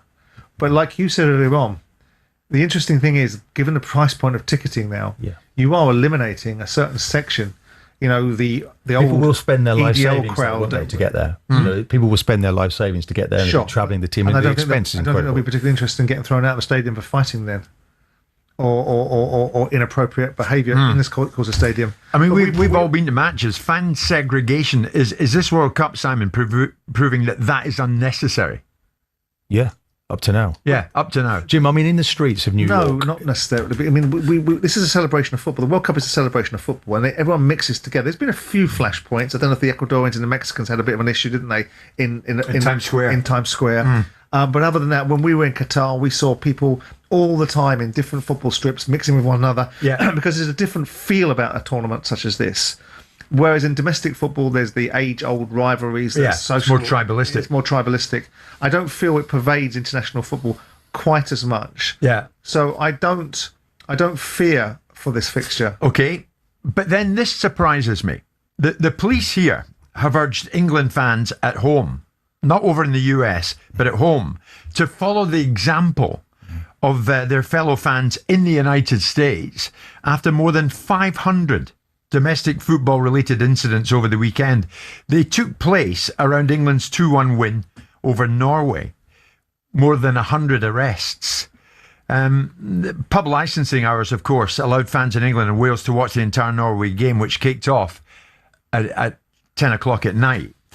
But our old friend, Simon, Chief Constable Mark Roberts, head of the UK Football Policing Unit, says the atmosphere during the game was passionate but friendly, no animosity between fans at the end of the match. It's a real shame that the same can't be said about the behaviour of some fans back home in the UK. Domestically, this tournament is the worst one we have seen for a number of incidents and arrests. And he goes on to say, if we can have 40,000 fans together in Miami with no trouble, then why can't fans follow their exemplary behaviour and do the same back home? So it's not out there. I don't know he's what talking about. I don't know what he's referring to. I mean, obviously we saw in one of the Euros when England played the Swedes that they started to invade. England fans ran into IKEA stores and jumped onto a bus stop. So we've seen situations where people get over exuberant. Fan zones, there's hundreds of thousands. So comparing 40,000 fans in America to hundreds of thousands of fans that are sitting in fan zones around this country is probably a fool's comparison. But I don't know what he's referring to. Is it drunk and disorderly? I don't know what the arrests are for. I think it's they won't enhanced. be seeking out random Argentinians to bash them up, will they? No, I think it's drink related, but he's certainly putting on record because he says ahead of Wednesday's game against Argentina, I would urge fans back home to follow those leading by example in the US. Yeah, and we don't want to see that in our local communities. We don't want to see trouble, trouble. We've seen it, haven't we, in the Champions League progressively, not just in the UK. We've seen this when PSG won the Champions League, Jim. They rioted for 48 hours. Yeah. So, this is a strange phenomenon that we get now. And of course, we don't want unrest in our major cities. But of course. It just we're not talking about anything on that scale here. They would say that in the situation surrounding PSG, it was hijacked by other people that had different motivations for doing what they did in the Champs-Élysées. Yeah. For this situation, I don't know what he's referring to. Well, he's referring to the trouble here, apparently, Simon, centres on the incidents. The vast majority of them, says Mark Roberts, have been alcohol related, and along with the extended licensing hours, we've seen an increase in calls to premises with big screens that are attracting large numbers of fans. Yeah, so that's the reasons why it's not comparable to what's happening inside football stadiums, isn't it? Because you've got 40,000 fans sitting inside a football stadium watching the games or scattered around watching the games. Right. You've got hundreds of thousands of fans sitting inside a fan zone drinking. So whilst you can turn around and say those that are inside the stadiums that are operating in a certain way is a benchmark, I think you just have to manage the circumstances I mean, if you, again, I don't know. If we're talking about hundreds of arrests and we're talking about hundreds of thousands of people. See, I think getting back to your point, Martin, maybe some of these fans who have stayed home might have headed to the US. Maybe. But the cost has been prohibitive. Yeah. And so obviously they're creating unrest in their local communities. I do feel what is gratifying, though, is having been to so many tournaments, I've not been in the UK when the tournament is on, is how many flags there are, how many people are supporting England, how many young kids walking around with England shirts. It is the groundswell, Jim, of interest is magnificent. I wish the players got some sort of concept of what that's about. Because when you're abroad, you can't really see it unless they're giving you the ITV, BBC One channels coming in. They try to do that so that people can see what's happening at home. But honestly, it's massive here. So much support. And I do feel it galvanises the country. So we need to win something big. We haven't done it for 60 odd years. Why not this year? Yeah. I must admit, I'm surprised, Simon, that Mark Roberts, the chief constable, I'm surprised at what he's saying. I wouldn't have noticed that from news bulletins here since you and I came back. Neither. I mean, listen. If indeed the arrests are up, if empirically the data is right that they are arresting more people for drunk and disorderly stuff than in previous tournaments, then he has every right to turn around and say that people should just behave themselves. Yeah. People should be, reflect the sentiment of celebrating something rather than taking it to the point where people are having to be arrested. Yeah. I mean, the fact you've got police officers to arrest them is an amazing thing to me, because most of the time they don't arrest anybody these days, do they? That's right.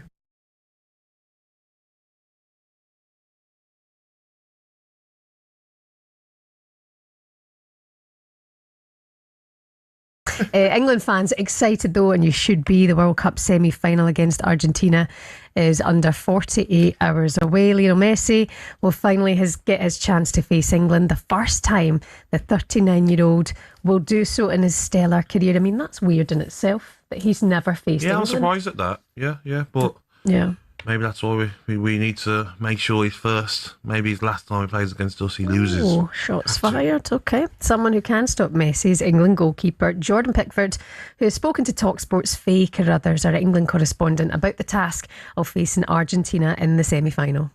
Yeah, I think anyone in front of us, we're ready and want to beat. And same as Argentina, they want to come and beat us, but it's about us putting our best performance on to go and beat them. We know it's going to be a tough challenge, like every game is. Never take any game for granted, never take it lightly, and it's about us being on our A game, ready for them. I mean, you know that he'll be absolutely pumped for this game, Pickford. And even though it's Argentina, I think what's happening off the field as well, it's ramping up a bit. We're hearing about fights in Florida. We're hearing about the Argentinian managers come out and says, listen, he knows about the history, but he's saying keep calm. We've seen the clips of the Argentinian players, the songs that they've been singing, Argentinian fans singing about England as well. The history, obviously, with the Falklands, with Maradona as well, the hand of God. I think that all adds to it. And I, honestly, it's going to be an unbelievable game, and it's going to be a physical game. Yeah. Because Argentina, like I said yesterday, they are fighters, they're all warriors. In the way they walk out of that tunnel, all surrounding Messi like a security. Mm-hmm. It's going to be one entertaining game. We've got to keep our head. Maybe don't get involved in like the Romero sort of tackles that he puts in, because one little one-off missed time challenge, we've seen it before, get a red card, and then look at Kwanzaa. I saw Rory Jennings speaking about that yesterday. Yeah. When you look at all the kind of loving around Jude Bellingham, deservedly so, but does it get to the point where maybe you hear the noise, you get a bit overpumped, and maybe a clumsy challenge? You know what? I don't think so. I think like everyone thought he was going to get booked against Norway and miss the semi-final. He didn't. He kept his calm. He didn't throw the ball away. He didn't over-celebrate his 2 goals. He done everything right to make sure he didn't get a yellow card. He's clever now. Declan Rice. It was Gahey and O'Reilly as well. All knew they couldn't get booked. I don't think they will. I think that the manager will say, listen, don't get involved. Let the Argentinians maybe be over-physical, and maybe they get a player sent off. Well, that's it. I mean, you look at Martinez. Yeah, Lissandro Martinez, 100%. Romero. Yeah, Paredes, Rodri de Paul. They've got a very physical team, and I think they're going to try and bully us. We've got to keep our heads. Don't get bullied, but don't do anything silly. Can I ask you about Jordan Pickford? Because he was in goal in the semi-final in 2018. Yes. Do you think that you're more confident about tomorrow beating Argentina than you were against beating Croatia? 100%, yeah. Why? Because that was early on in that group of players with Gareth Southgate. It was early on, and Croatia had some side back then. Well, Croatia were probably favourites in that game. They were that good of a team. But I think when you go forward, 8 years, and you look at where we are now as a squad of players, the experience they've got in tournaments, how they've got to finals and semi-finals, I think this game we should win more than Croatia game. I've got honestly total faith. If I was going to go to the final, I would have bought my tickets now. That's how confident I am that we beat Argentina. Wow. Yeah.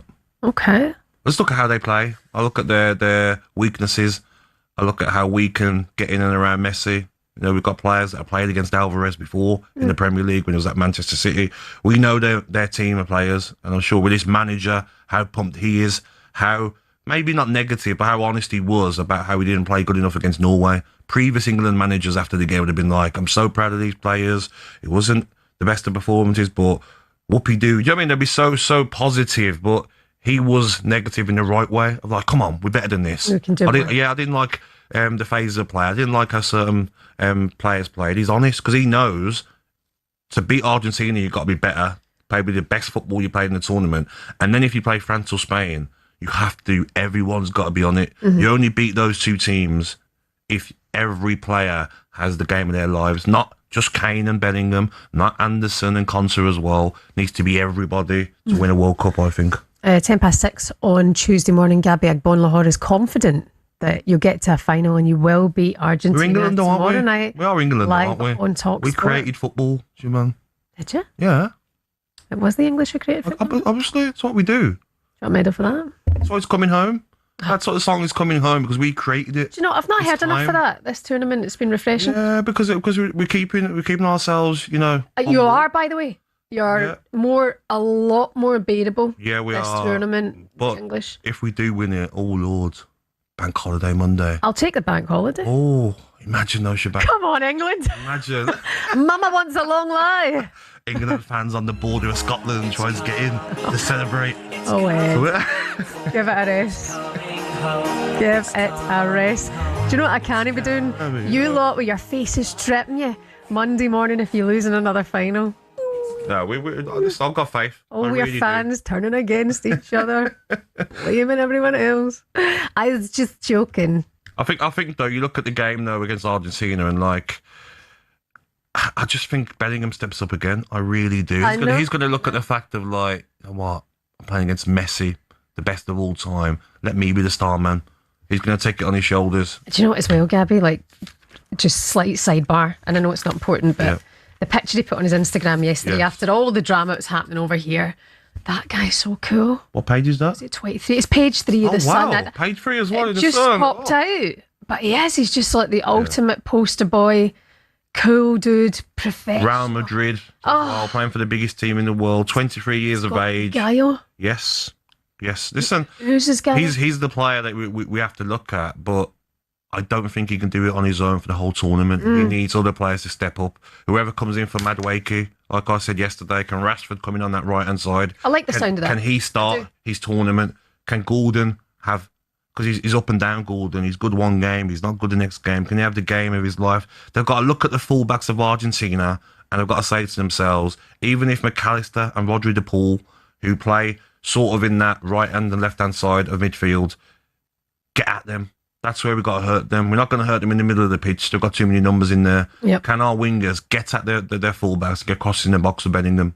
Simple as that. And play Alessandro Martinez because he's not the biggest.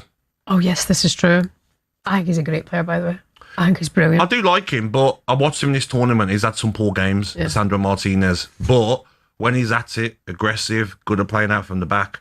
But there was a goal he conceded in a tournament a couple of games ago where didn't even jump for the header and got beat in the air. That's what we've got to target. Crossing the box. Romero is very good in the air. Can you miss him out and play Alessandro Martinez?